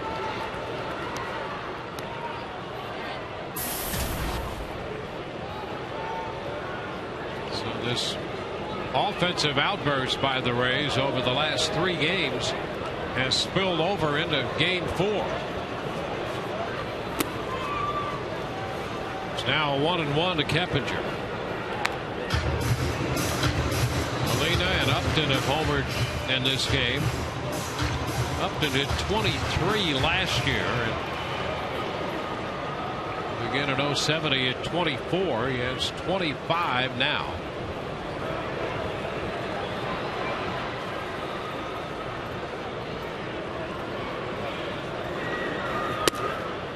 Outside and low. 2 balls and a strike. Well, Brandon Morrow had command issues.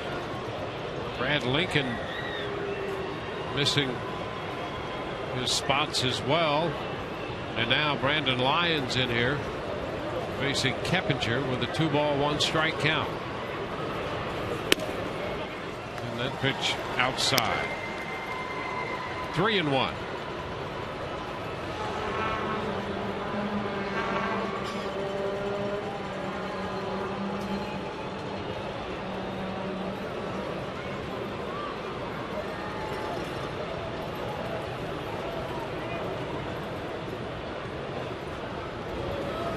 And a base hit back to the middle. That sends Longoria down to second. And Keppinger has his 3rd straight hit. He's 3 for 4 tonight.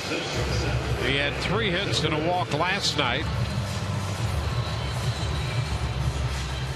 And he has his 2nd hit of this inning.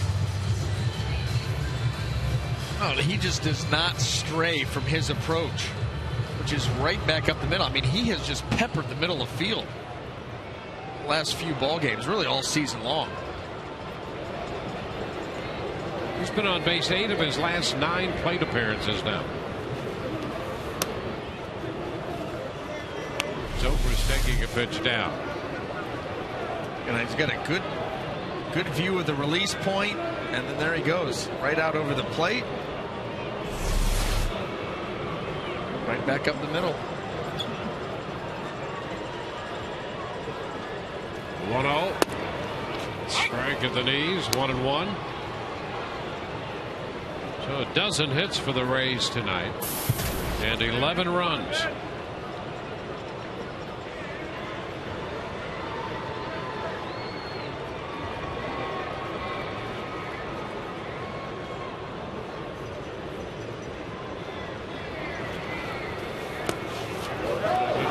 Away. Mathis couldn't find it immediately, and the runners advanced to 2nd and 3rd. A wild pitch charged to Lyons, advancing the runners.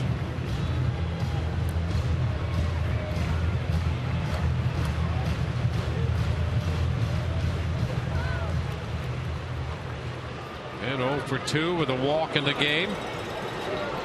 2-ball 1-strike count.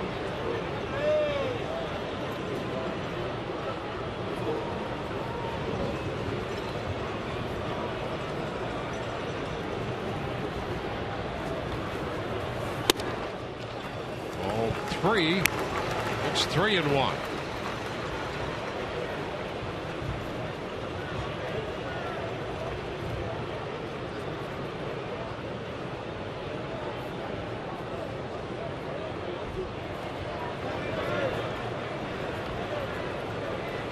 Two men in scoring position. And a little foul ball. It was a 3-1 curveball, and it hung up there. Zobrist just missed it and fouled it back. And is driven in runs in 6 consecutive games. 2 men in scoring position right now.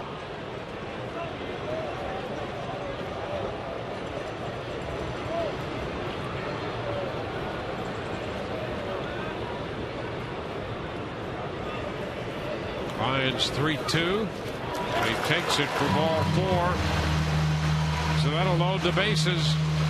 Lions on, allowing a base hit to Kempinger, walking Zobrist, and Ben Francisco about to step in. He has 2 runs batted in already tonight, one of them in this inning. What do you think is going through John Farrell's mind right now? Well, there were shots of him in the dugout last night when his club was struggling and the Rays offense continued to pound out hits. He's trying to be stoic over there, but a little difficult to fulfill that wish. Well, every at bat is 2-0. 1-0 now to Francisco. Pitch down, a curveball. Makes it difficult.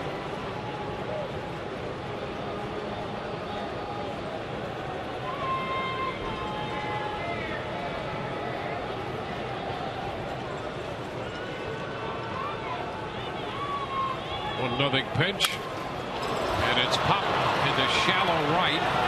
Sierra is there and makes the catch. The Rays are finally retired, but they send 12 men to the plate.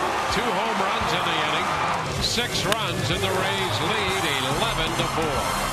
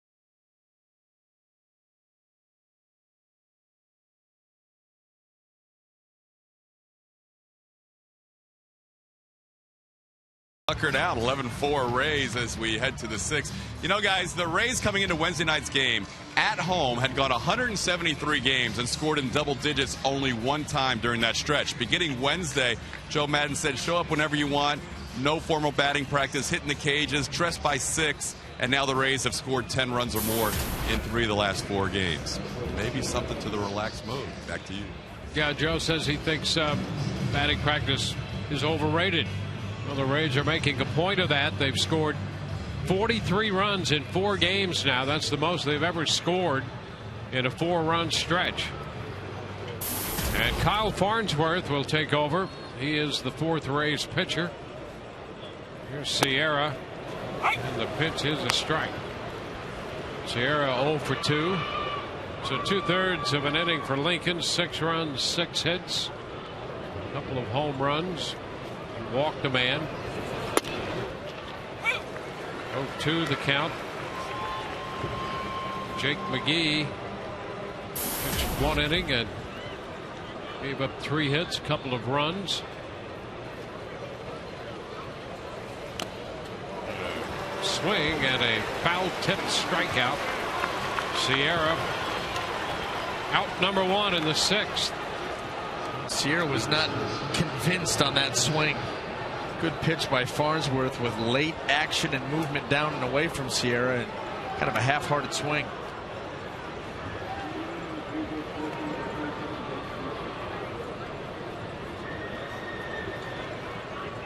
Well, you know what? If we're not going to show it, I'm done then. I'm just going to tap out. Football game on, and I think this one's well in hand. Wayne, it's all yours. All right.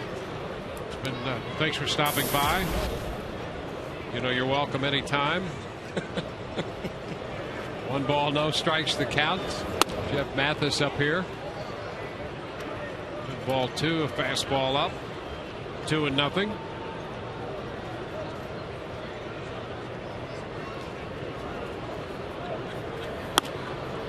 Upstairs. 3-0.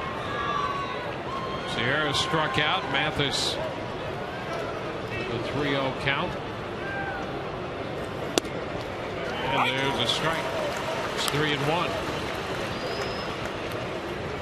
Early on, when this game was a game in a competitive sense, Joe Madden decided to go to the bullpen early. So Farnsworth here in what is an 11-4 game right now. A lopsided score. The Rays have used 4 pitchers, and their starting pitcher tonight, Matt Moore, pitched just 2 2/3. Batenop followed an inning and a third. McGee 1 inning. There's a base hit off Farnsworth into right center field. Mathis will turn and hold with a single.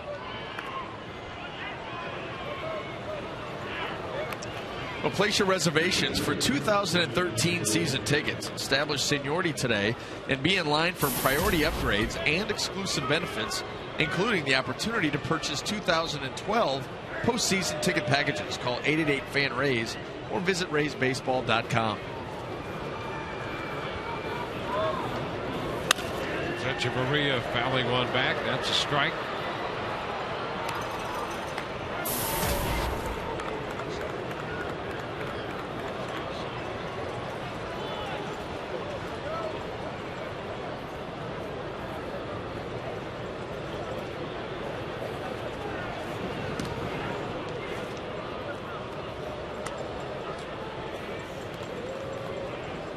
One strike to count.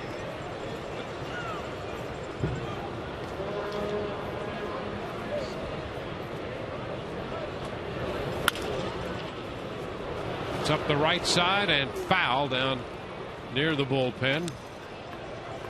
Count is 2 strikes to Echeverria.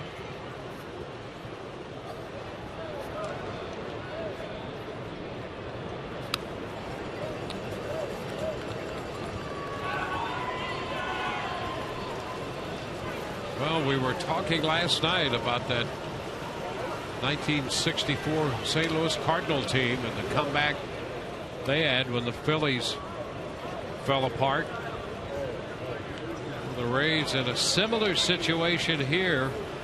They now have 11 games, counting this one, left to play. And they would have to pull something equally historic. And they see a little opening with Oakland letting that game get away today. They're the wild card standings. Of course, the Angels are 3 back in the wild card for that second spot. The Rays are 4. And the Tigers still 4.5, but the Rays see an opening. Molina blocks the pitch. The count is 1-2. I think that Oakland, the manner in which they lost today certainly doesn't help them. They got a quick turnaround, still playing New York, could very easily lose tomorrow, and then you take right off for 4 straight games. Don't even come up for air. Just head right off to Arlington and have to tangle with the Rangers for 4 straight. That's right. So it is not going to be easy for them at all. Obviously, the Rays have to take care of their business, not worry about that. We can talk about it all we want. Tapped to short, charged by Zobrist. Out at second, quick throw to first, not in time, but they get Mathis back at second base. Well, let's take a look at the schedules here of those clubs. You see the Orioles, another extra inning victory for Baltimore. We get 4 with Toronto, 3 with Boston. Then, of course, that big series at the end here against the Rays. And there's the Oakland schedule you were talking about. Heavy against Texas. The Angels, the White Sox, that could be tough. Texas, you don't know about Seattle either. And then the Tigers, Minnesota, Kansas City, Minnesota, Kansas City. You know, the Tigers have been frustrating themselves all year, but they look to have a scheduled advantage. They do, but here's the deal. The way that we're talking and the way that we feel, if the Rays are going to get this done, they're going to have to win just about every one. So if you do that, I don't care. Tigers, they can win all theirs too. They're still behind you. So forget about them. And you know, then you look at Baltimore. Baltimore's starting to put themselves in a position where 6 up in the loss column on the Rays with 10 to go. They may be unreachable. But Oakland, I'm telling you, that's the team that looks to be, you know, the wounded wildebeest. I'll tell you. Heading down for water. It's pretty interesting. That's right. You know what happens there? We've all seen National Geographic. Yep. They get taken down. Swarmed, if you will. This pitch is outside. Well, prior to last night's win, the Rays trailed in the race for that second wild card spot by 5.5 with 12 games to play, and no American League team had ever been that far behind with 12 to play and advanced to the postseason. The Rays last year were 4 games out with 12 left to play. 2-2, and when the Rays went into this game tonight, they were 4 games back with 11 left to play. Well, let's see what happens, shall we? Yeah, and that's both teams with 11. So, you know, if you win this game and get to 3.5, really in the loss column you're still at 4, and so you assume an Oakland win. Goes out on strikes, no runs, a hit, 1 left. Bottom of the 6th coming. 11-4, Tampa Bay.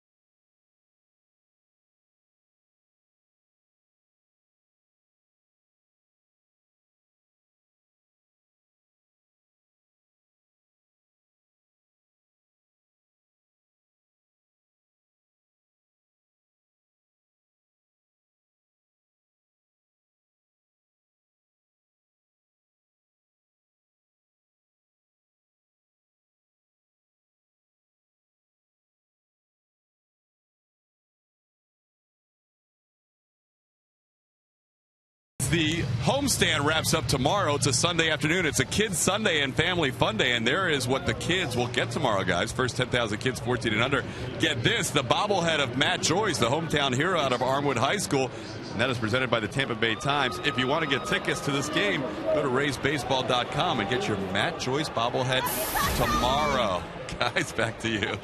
Well, it's going to be Matt Joyce to lead off the home half of the 6th inning against left-hander Brett Cecil. And the first pitch is in there for a strike. You want to see what I picked up, D-Wayne? That sounds like a loaded question. I'll show it to you right here in the booth. The foul ball even on camera? This on camera. I'm not afraid of it. How about that? Yeah, get checked. The white foam finger. Yeah. Yes. I know. 1 in 6 American men will develop prostate cancer in their lifetime. So get checked. That's right. Yep. The white foam finger. Yep. There you go. Go team. It seems to fit. It does. And yeah, back to play. The 0-2 high pop-up right side. And it's caught by Glory out of the shift, and that is out number 1. That was handled rather well.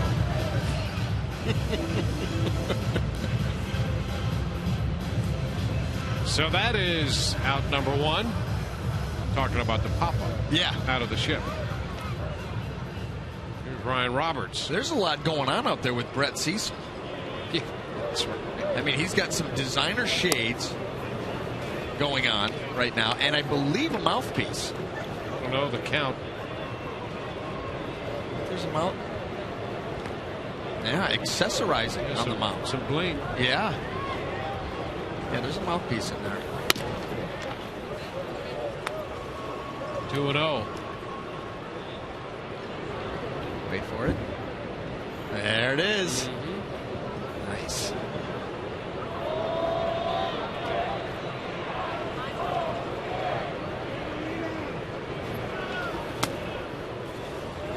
Three and 0 to Ryan Roberts.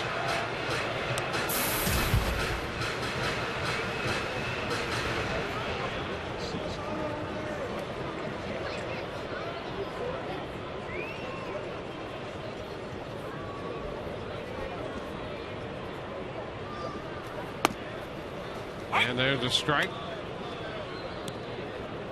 3-1.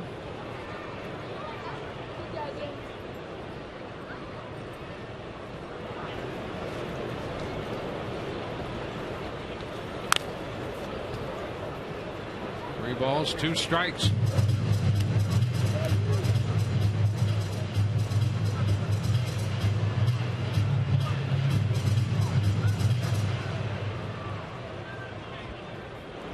Wade Davis busy in the bullpen.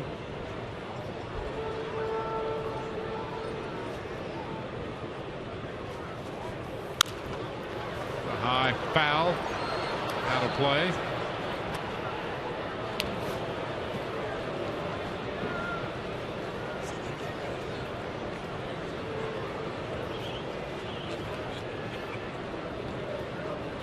Eleven runs, 12 hits for the Rays. 4 runs, 7 hits for the Blue Jays. And a long foul. So we'll see another 3-2 pitch.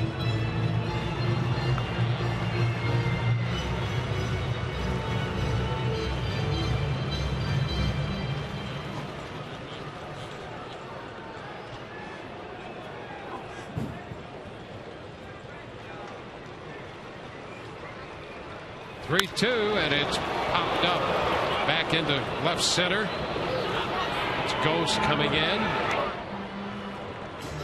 2 outs here against Cecil.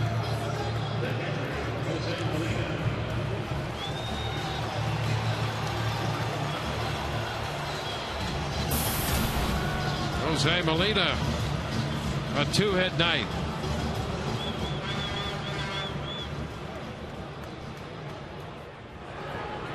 Well, I'll tell you, there are a lot of left-handers who will give you a different look out there. Brett Cecil tops the list so far. Yeah. That's before you even get to his pitches. That's right. 1-0 the count.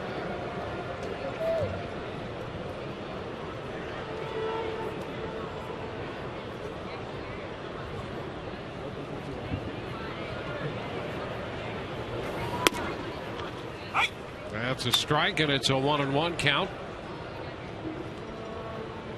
Cecil's the 4th pitcher of the night for Toronto. Rays got 5 off Brandon Morrill and 6 off Brad Lincoln.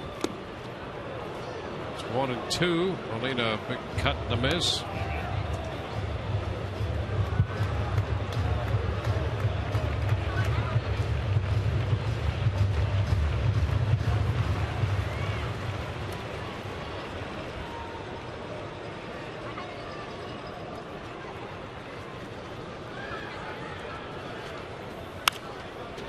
Popped up, first base side foul. And Lynn could not get over there in time. So Molina's still up there here in the 6th.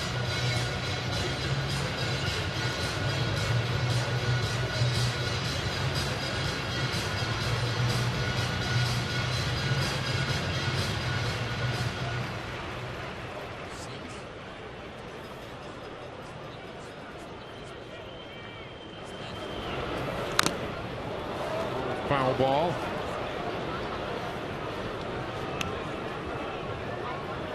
Still 1-2.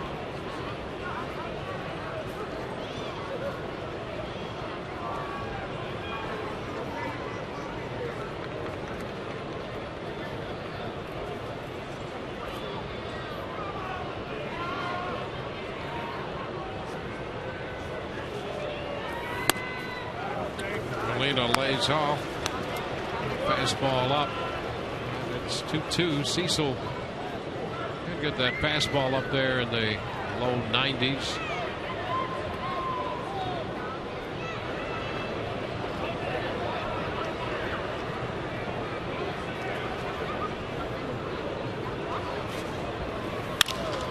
And a base hit into center for Molina.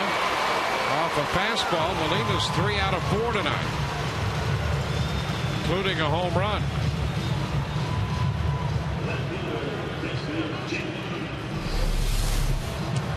There's the delivery by Cecil, and ball stays up and out over the plate. Molina just hammers it right back up the middle. I'll tell you what, you just got to be really impressed with these Rays hitters taking advantage of mistakes time and time again. This has been the trend the last few days. Desmond Jennings has taken advantage of it. A good night. He's been on 4 times. A single, a walk, a home run, and a single. And he has scored 4 runs tonight. I think what's been most impressive to me is, as a collective, as a lineup, you've not really seen them.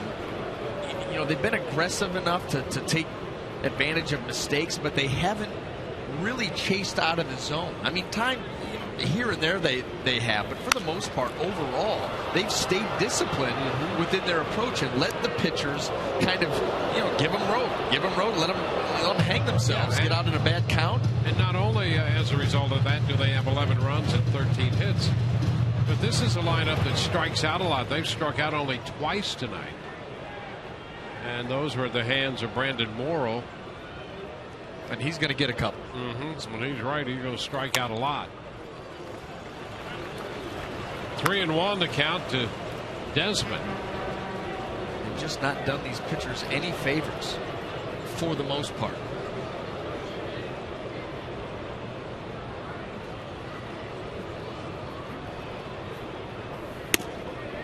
And Desmond is on base again. So he walks for the 2nd time tonight, on base for the 5th time overall. That moves Molina to 2nd.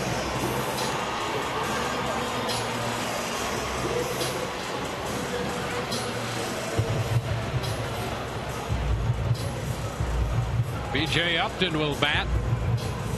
B.J. with a career-high 25 home runs.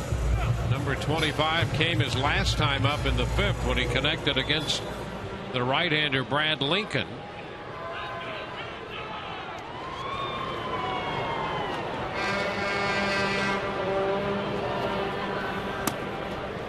B.J. looks at a pitch down.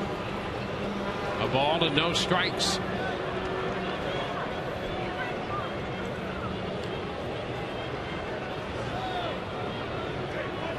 Upton 7 home runs in his last 13 games to get to that 25 mark.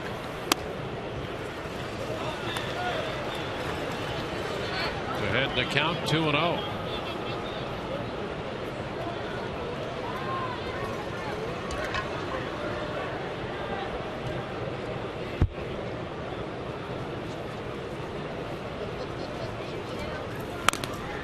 A foul ball. 2-1.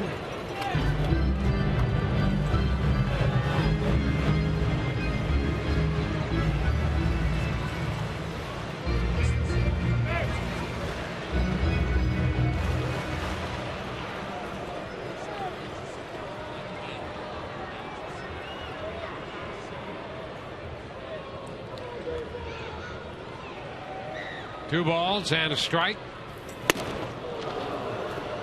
Takes it to 2-2.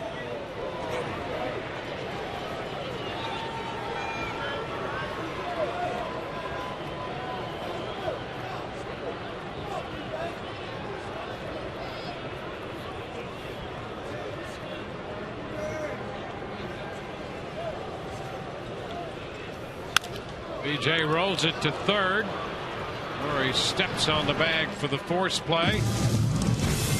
So we head into the 7th, and the Rays lead 11-4.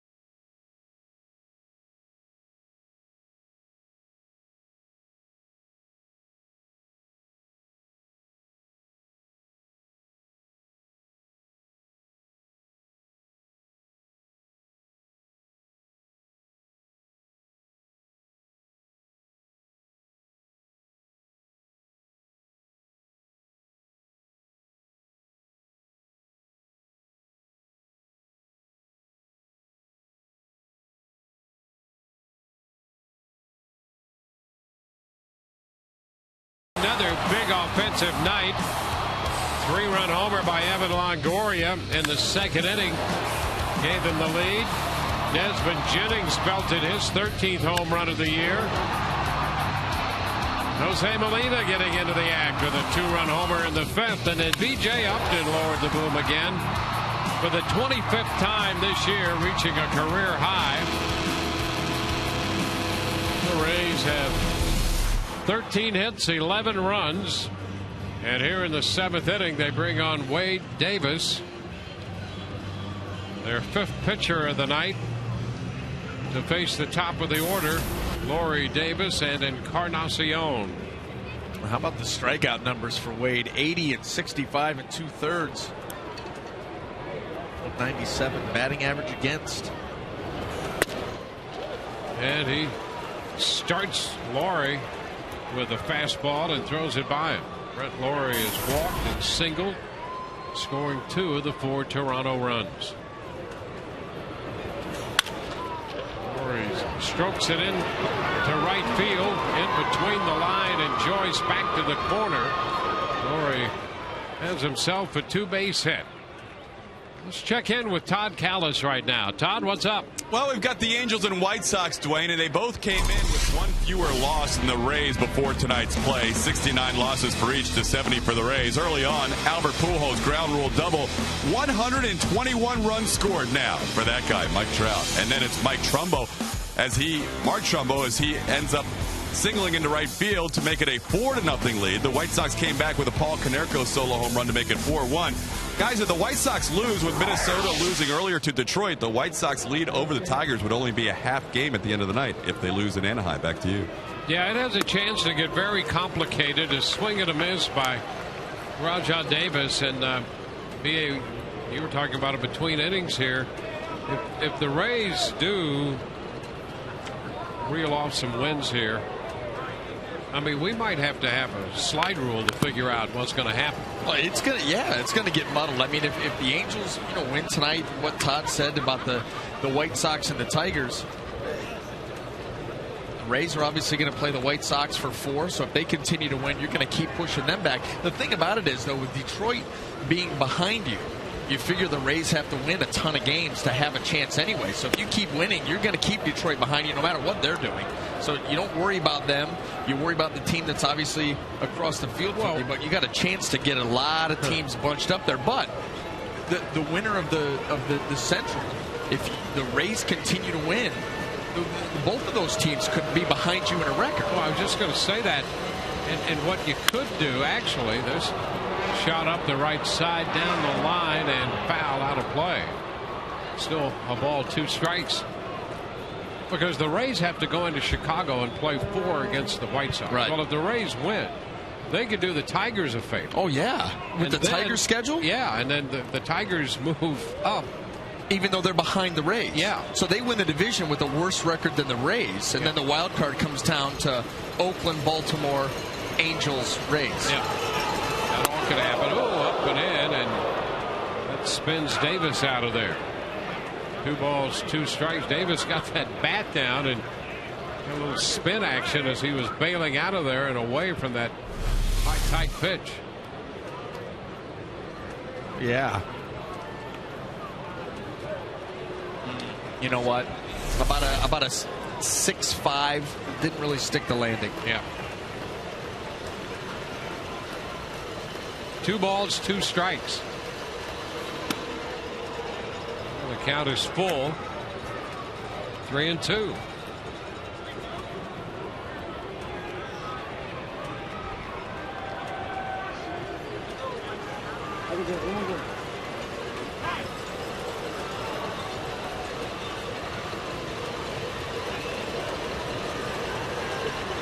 Full count.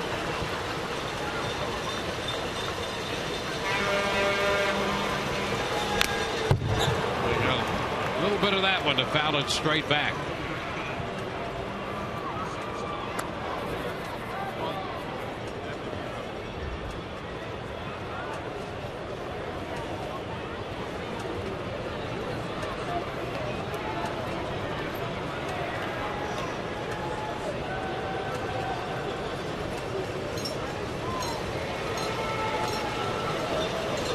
Fifth pitcher, Wade Davis, for the Rays tonight.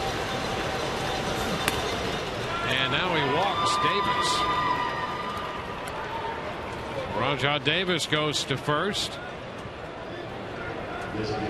2 on with nobody out. Here's Edwin Encarnacion. Davis not happy with himself right now.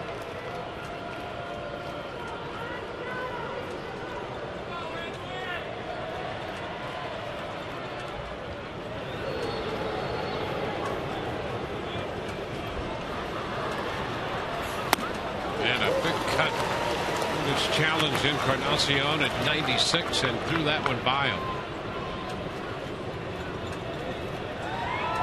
40 home runs for Encarnacion.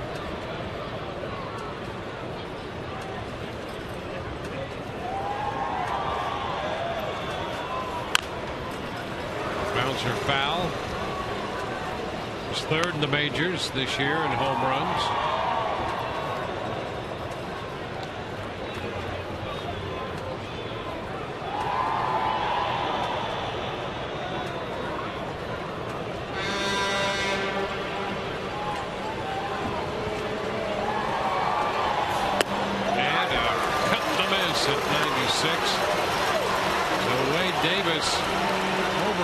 Him and strikes him out.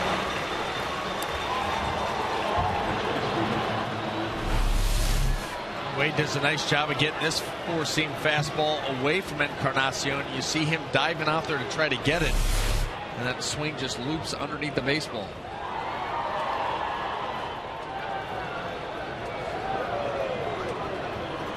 Here's Adam Lind.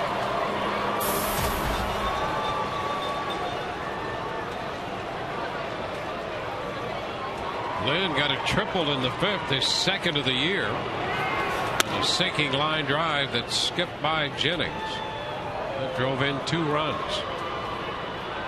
Well, the way that Molina caught that ball there from Wade Davis, I think there may have been a little bit of a cross-up.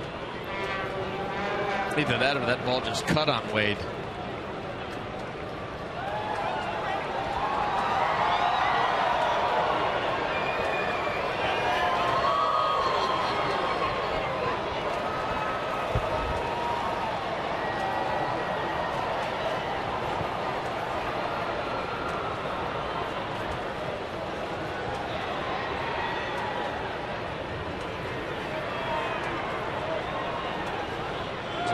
night last night for Toronto as the Rays put together 16 hits and a 12-1 victory. The Rays lead tonight 11-4. It's 1-1. Rays putting together their best 4-game stretch of run production in franchise history. Popped up, foul ball. Molina's after it. So's Longoria. Evan is there to make the catch. So Lynn fouls out. 2 gone.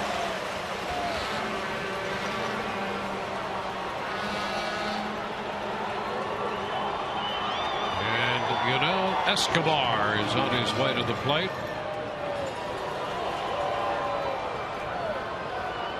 The Texas-Seattle game in the bottom of the 3rd, and Seattle leads that game 1-0.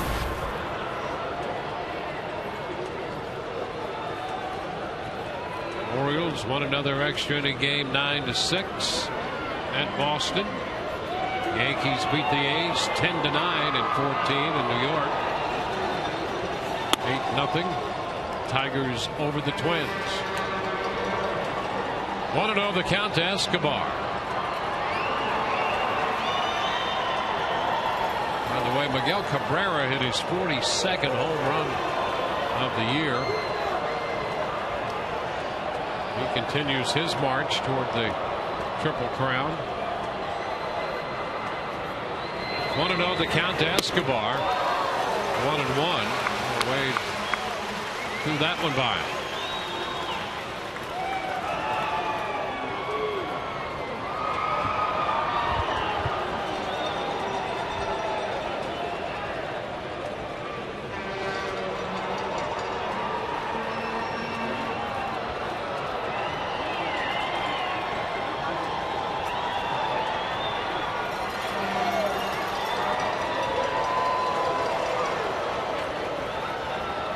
Two men on with 2 men out. The 1-1 to Escobar. He takes it over, but too low.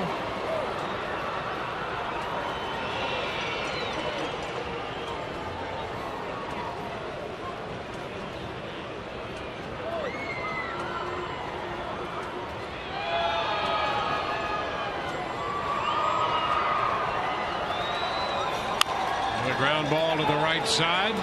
Keppinger goes down to Zobrist at second for the Force. 7th inning stretch time here. The Rays lead 11-4.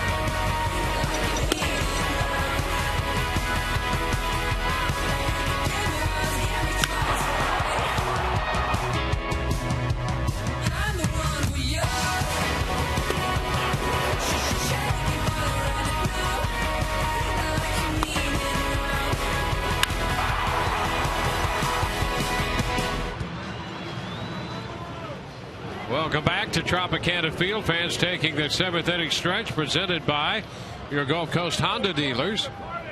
Jason Frazier is going to be the new pitcher for Toronto, their 5th pitcher of the night. Brett Cecil pitched an inning, gave up 1 hit, 1 walk, no runs. And Evan Longoria leads off here against Frazier. The pitch to Evan is a strike. Keppinger next. And then Zobrist.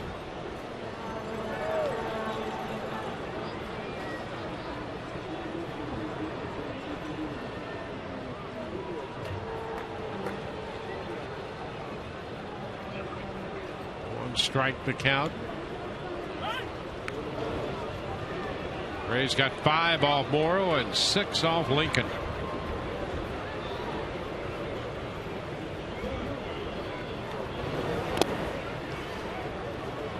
One and one.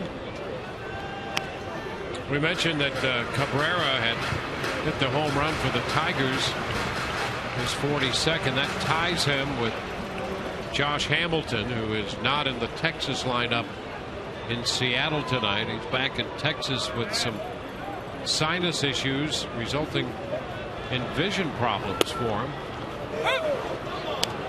1-2 the count.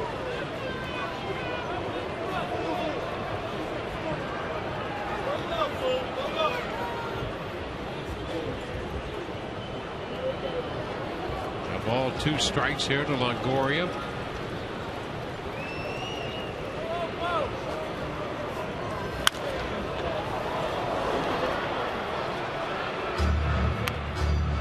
Count holds at 1-2 with that foul ball.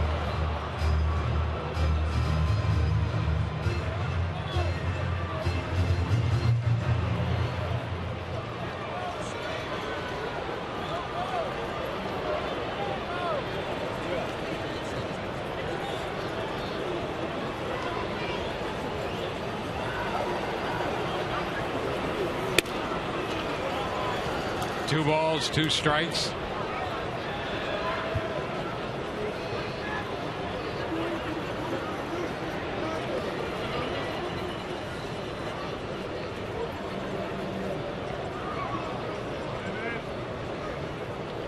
Two balls, 2 strikes. And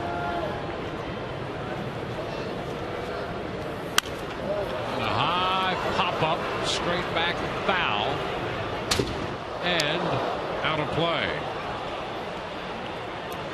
It almost got us, D-Wayne. They did. Never saw heard it. Never saw it. It's around here somewhere. It's right down on the ledge. We'll get somebody to go out there and get it. I'll repel. Foul ball. The count is still 2-2.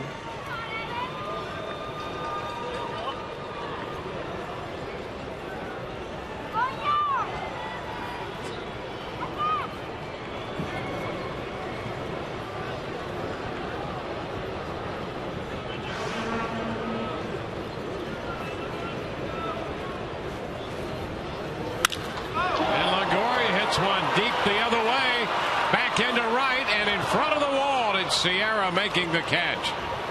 11 got some carry into right field with that shot, sending Moises Sierra all the way to the wall.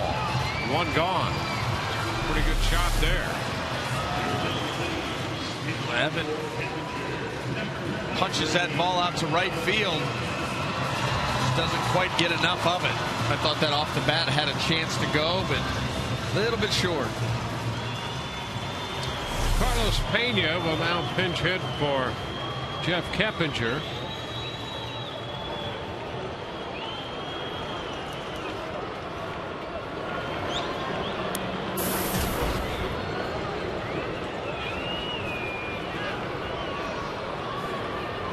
Keppinger had another good night at the plate. Pena tries to hold up. That's a strike. Carlos in last night's game had a triple and a single and 2 runs batted in.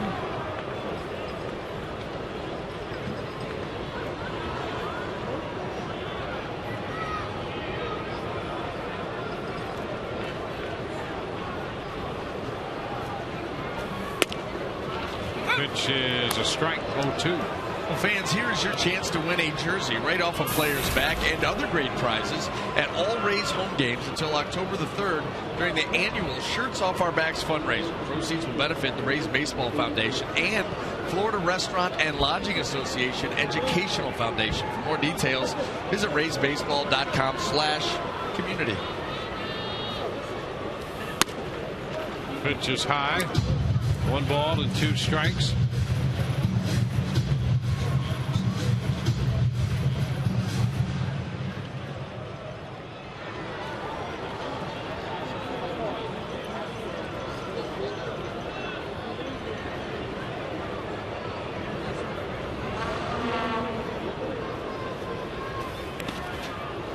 Two balls, 2 strikes.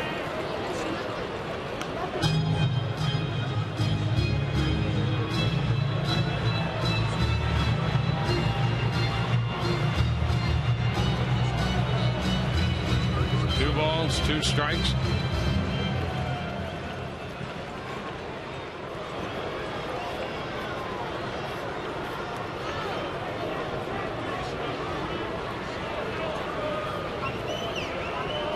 Two the count.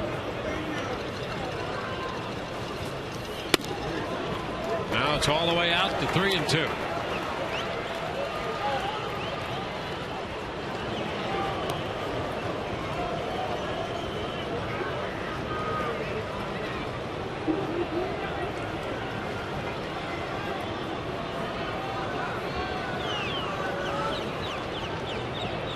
Full count.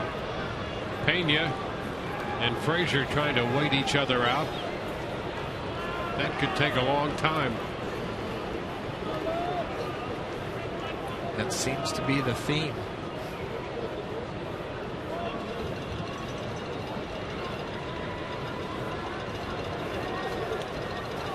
And a high fly ball, left field. Davis coming in, and he makes the grab. Shoulder catch there by Rajah Davis. Now Luke Scott will pinch hit. Finn Zobrist lifted, and Luke Scott will bat in his place.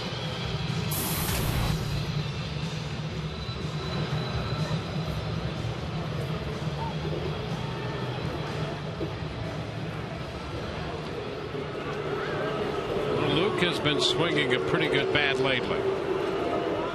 2 doubles and a walk last night. He drove in 4 runs. A walk and a double in Thursday's game against Boston.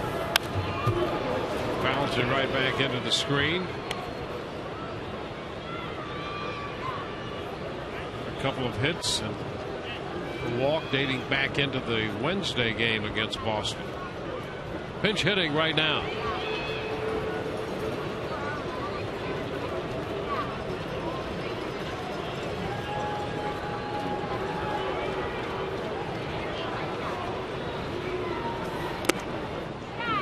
Pitch is low.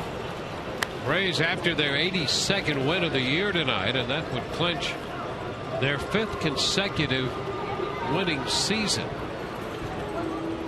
How about this? There are only 2 other teams with a stretch like that, which on its surface is surprising. The Yankees and the Phillies are the only teams that have put together a stretch of 5 consecutive winning seasons. The Yankees stretching from '93 forward, and the Phillies from 2003 forward. And with a win tonight, the Rays would make it 5 straight. How about that? Yeah, you would definitely think that there would be more teams involved, without question. Impressive. 2 balls, 2 strikes.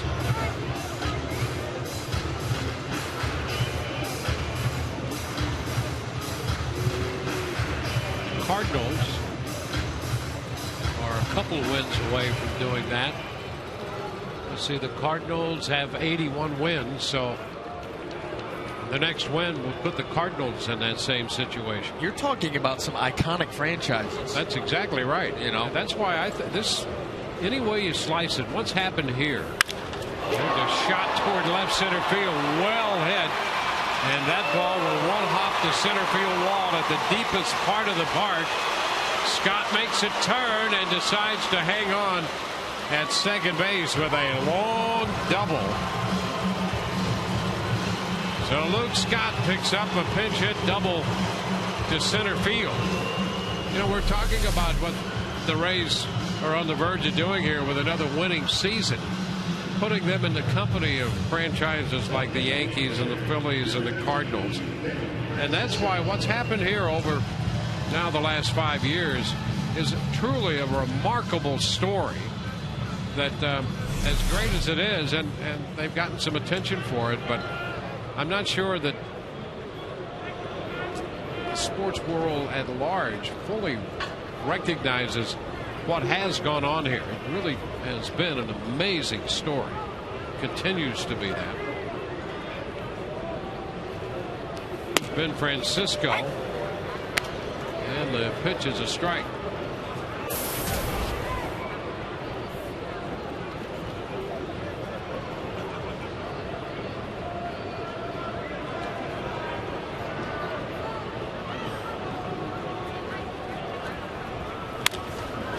Pop up to the right side.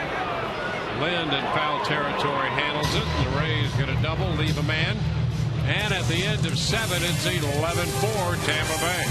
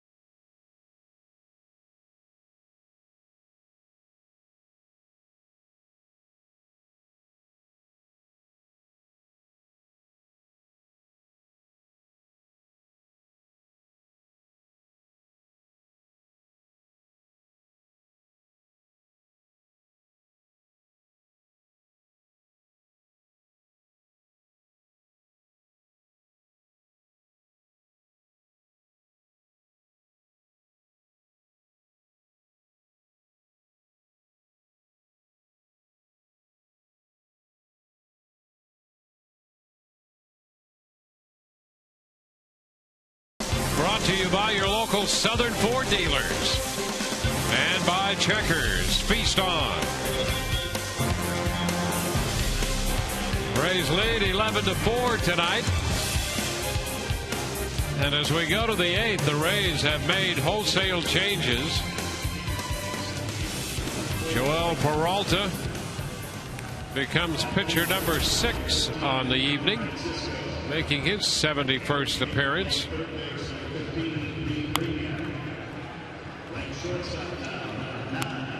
Defensively, changes all over. Chris Jimenez behind the plate now. Pena, who pinch hits, stays on to play first. And at shortstop, Elliott Johnson in the game. Reed Brignac is at third base. Ben Francisco, who started as the DH, now is in left field. Rich Thompson is in center field. So Matt Joyce stays in right. Ryan Roberts remains at second. They reshuffle that lineup. And we're set to go into the 8th with Moises Sierra leading off against Peralta. It's fouled, strike one, right back into the screen. Sierra 0 for 3 tonight. Davis worked 1 inning, gave up 1 walk, and picked up a strikeout. And surrendered a double as well.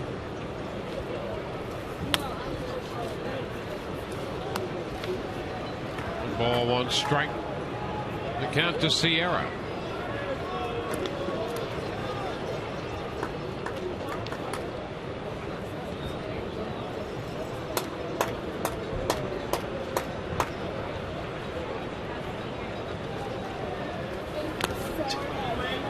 Two balls and a strike.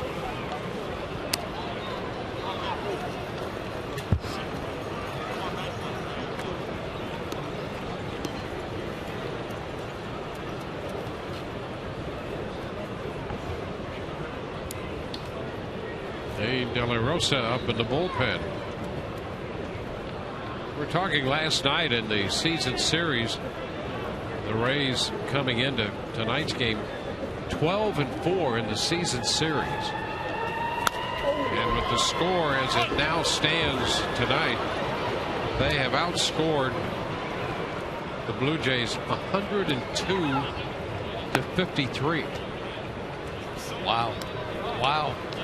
Yeah, I mean, you sitting here all year long, you know that this series has been one-sided, but that's 102-53. Almost doubled up. Yeah. And obviously the Rays with a whole lot more to play for right now than the Blue Jays. Just continue to take it to them. Ball 3, 3-2. Well, on the year overall, of course, in the East, the Rays have never been big offensive powerhouses, their clubs, and the Blue Jays have outscored them overall in terms of runs per game. Blue Jays had been at about 4.5, and the Rays a little over 4.2. Shot to center field. Gives Thompson a chance to go back. It's going to be over his head. He tracks it against the wall on 1 hop. And Sierra has himself a double. It's the 9th hit of the night for the Blue Jays. You see Thompson going back here, then trying to close late, just over his head.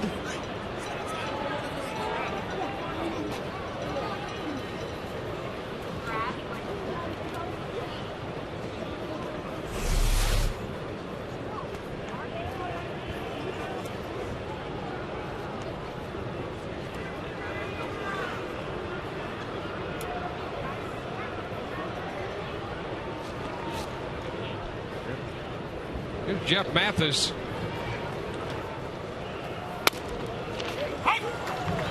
Fit to the strike.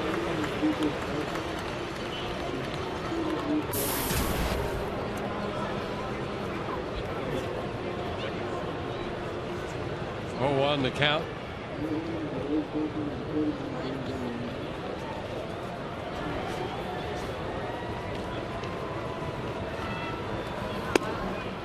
Pitch is wide. 1 ball, 1 strike.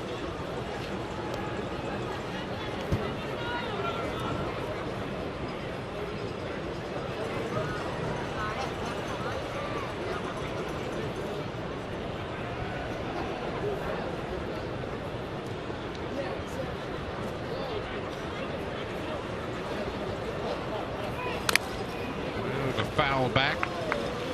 1-2 here.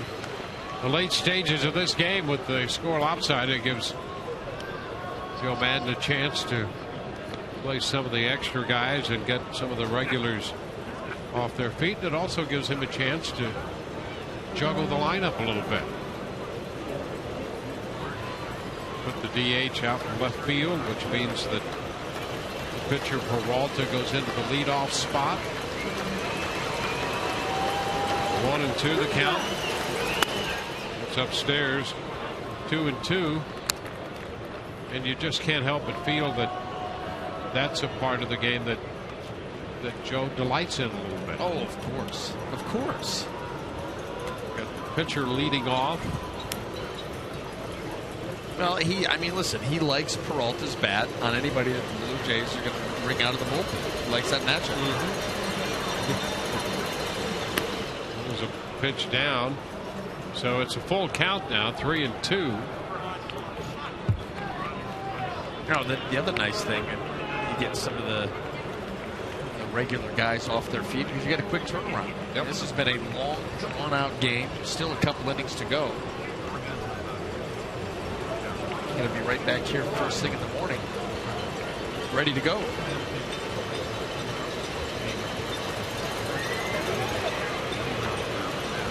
Man at second, a full count on the hitter Jeff Mathis.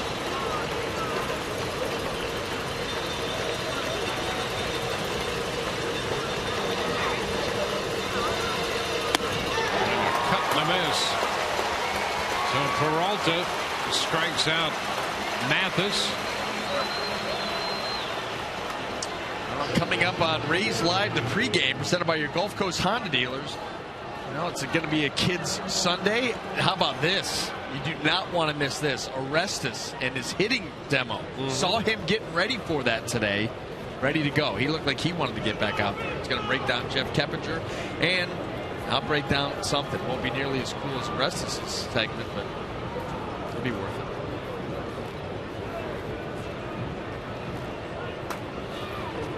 Echeverria hitting a ground ball through the hole on the left side. Sayre is headed to the plate. Francisco's pegged back into second. So a run scores to make it 11-5. Echeverria driving in a run, his 12th run batted in.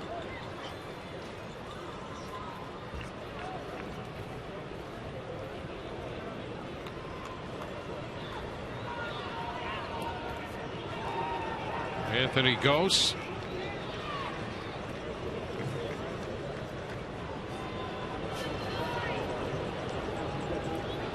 The Blue Jays are now in double figures with 10 hits. Pitch is high. 1 ball and no strikes.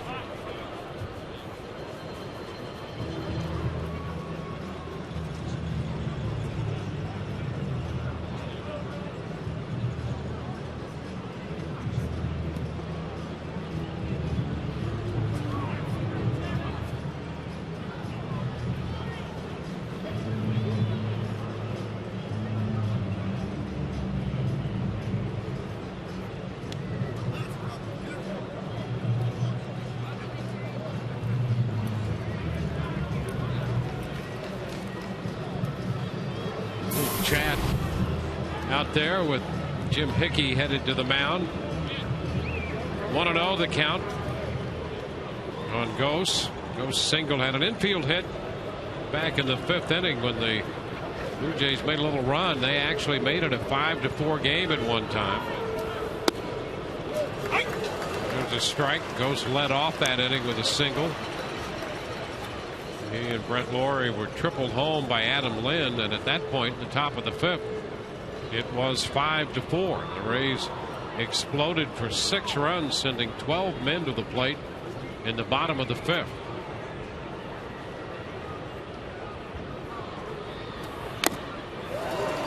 One ball, 2 strikes.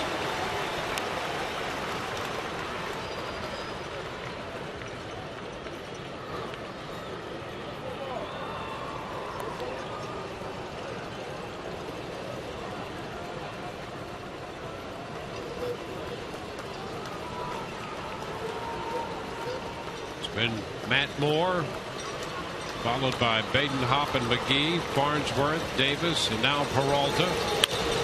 Ground ball, second base. Roberts to second, 1 over to first, safe there. They could not get the speedy Gose. Now, if you can't get that one turned, he may not hit into many over the course of his career, because that ball was, for a ground ball, was sharply hit, and a nice turn by the Rays, and Gose still able to beat it out.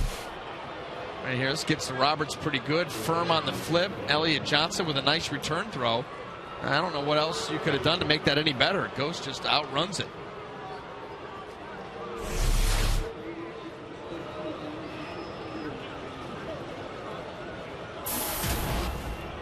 Well, there's Brett Lawrie, the top of the order. Gose at first. And the pitch inside. A ball to no strikes. Laurie's been on base 3 times and has scored 2 runs. He opened the game with a walk, but the Blue Jays initially took a 2-0 lead. Rays erased that with a run in the first and 3 in the second inning. 2-0. The big blow in the second was the home run by Evan Longoria. Rays came out of that leading 4-2. Jennings' 4th inning home run made it 5-2, and then Toronto scored the 2 5th-inning runs. And at that point, it was a 5-4 game before the Rays scored 6 in the bottom of the 5th. Cut the miss. 2-1.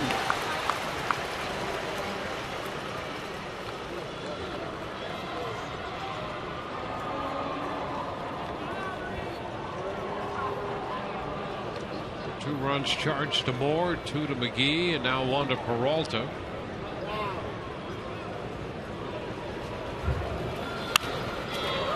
It's fouled. 2-2.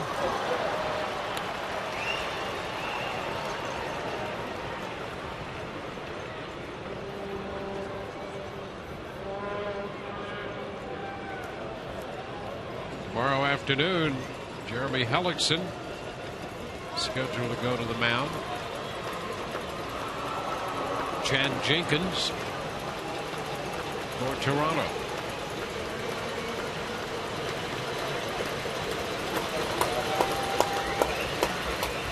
Two pitch. Popped up right side. Pena and Roberts over there. Ryan Roberts makes the catch. 8th inning is over. Blue Jays score a run. The Rays lead 11-5.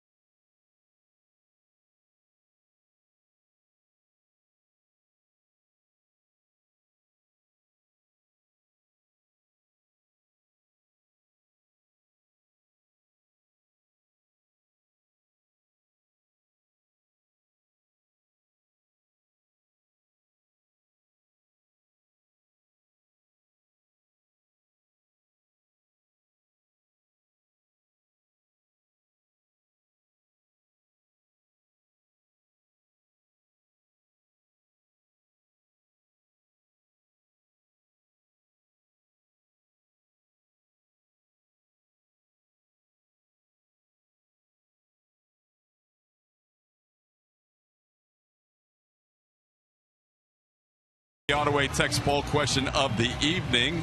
Matt Moore this year with a little bit of recent struggles. What do you think the reason is? Is it cause for concern? Is it fatigue of the full season? Is it just rookie growing pains? Text your votes to 7979. Standard message and data rate supply. We will have the results in our Rays Live post game. I'll be up in the center field area with the rest of Strata for the post game show.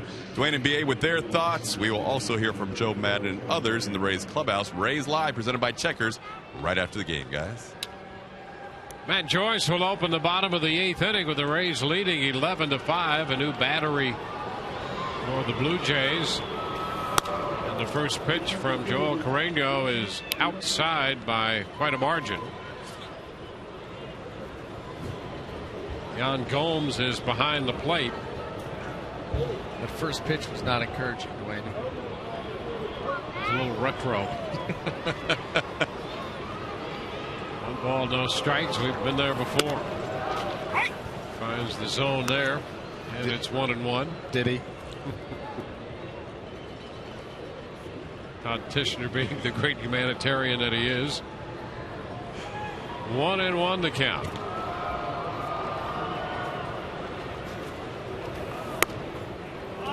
Pitch wide. 2 balls and a strike.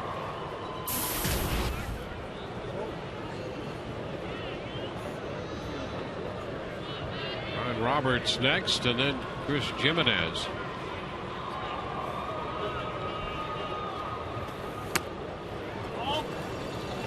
And it's 3-1. It really is quite amazing what we've seen in the past 2 series, and lack of command and the ability to throw a strike. Yeah, no, it's been astounding. It really has, because it's. There's a strike. It's been problematic of particularly the guys coming out of the bullpen, and even some guys in that Boston series who were established bullpen. Andrew Miller. You think about the way that he came in was kind of all over the place. Well, the only guy that stands out as being spot on was Scott Atchison. He came in dealing. Tapper foul. Well, he was another efficiency expert. Yeah. The guy got 5 outs on like 7 pitches.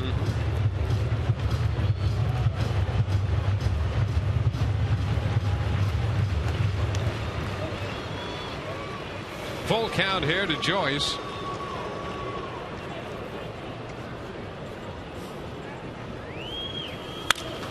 Back into center field.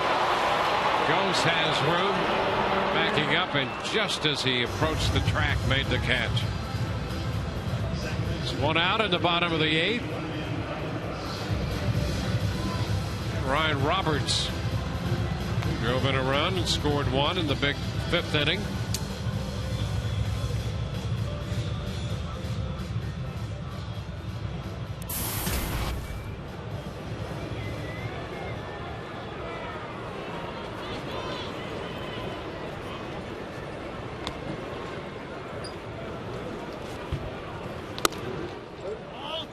There's a ball.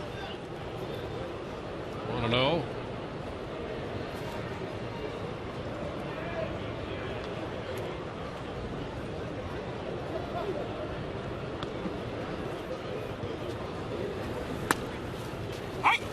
And a strike. Well, it's still a 4-1 Los Angeles Angel lead over the White Sox. There's Fernando Rodney up in the bullpen for the Rays.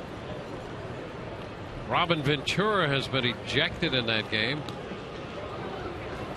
The Angels leading 4-1.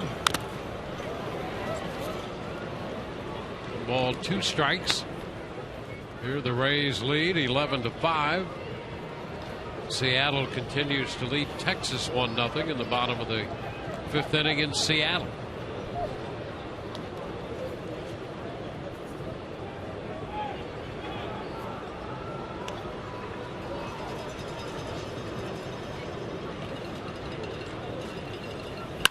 Ground ball up the line and past Laurie. Roberts on his way to second with a double. It's his 2nd hit tonight, and overall his 19th double of the year between the National League and his time with the Rays. Now he was able to get around that breaking ball by Carreno. Just yank it right down the line. Hits that hard enough. Laurie got a beat on it. Not quite able to get there.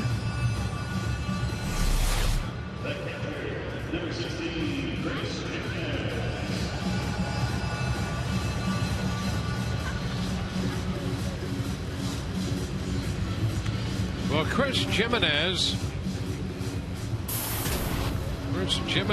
will bat now with a runner in scoring position and 1 out.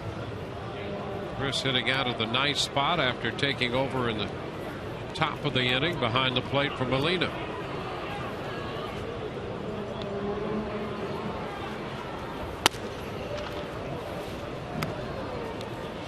One ball, no strikes.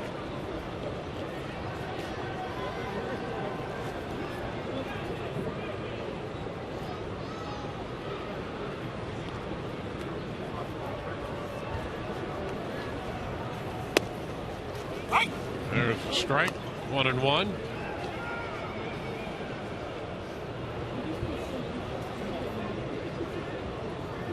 The Rays have 15 hits tonight. 8 of them have been for extra bases. They had 9 last night, which is a season mark for the Rays in the extra base hit department.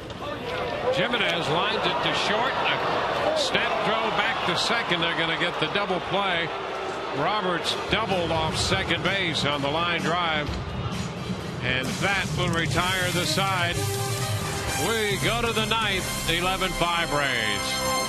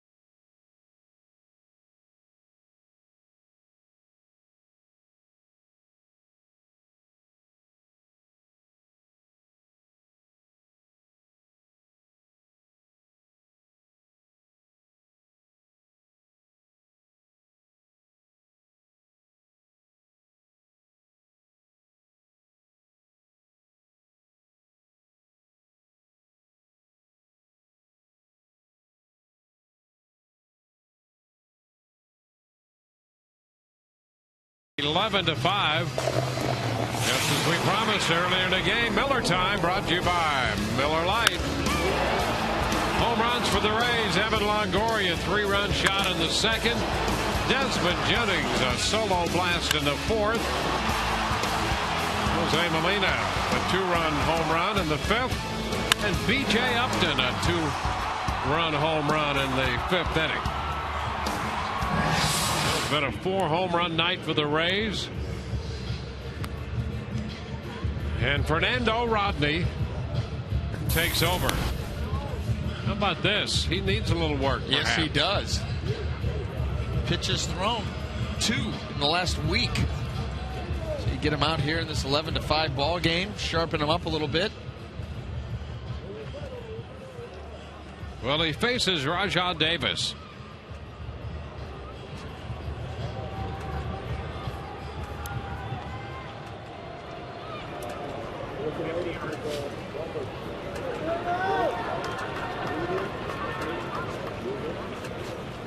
Rajah Davis hits it on the ground to third, scooped by Brignac, and the throw to first. So Davis going after the first pitch from Fernando Rodney. What does that make? 3 pitches now? Yes. Yeah. Yes. He might have a 3-pitch inning. Yes. It'll be 5 pitches in a week. Be ready to go tomorrow. Well, Fernando Rodney, you just cannot say enough about the year that he's had. Just incredible. For a guy that was brought onto this team to not fill this role and has done better than maybe anybody in the game. Encarnacion, well, to the point where his name is in Cy Young Award conversation. Yeah. Yeah. You know, because he's a closer, he's not going to get the full attention that, say, David Price is going to get for that. Down to third again. Brignac makes the play. Well, 3 pitches, 2 outs. Now they're going after the Fernando Rodney early, and Kelly Leak down at third base just continues to make plays.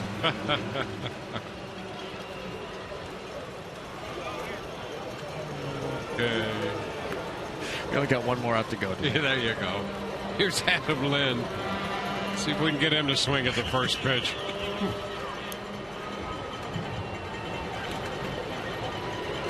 I want one right off the end of the bat down to Kelly, and it's over. First pitch, fastball away. 1 ball and no strikes. Lind with a 3 RBI night. The Rays had the runs batted in, spread around. Longoria led the charge with 3. Ground ball right side. Pena makes the play with a toss to Rodney, and the Rays are winners 11-5. They've taken the first 2 games of this series. Last night winning 12-1. Pounding out 15 hits tonight. And the Rays win 11-5. And a look at the wild card standings find the Rays now 3.5 back. The Angels at the moment 3 back, with Baltimore and Oakland in the top 2 spots. So the Rays now with 10 games left find themselves just 3.5 back. It could be interesting over the next week and a half. Back in a moment.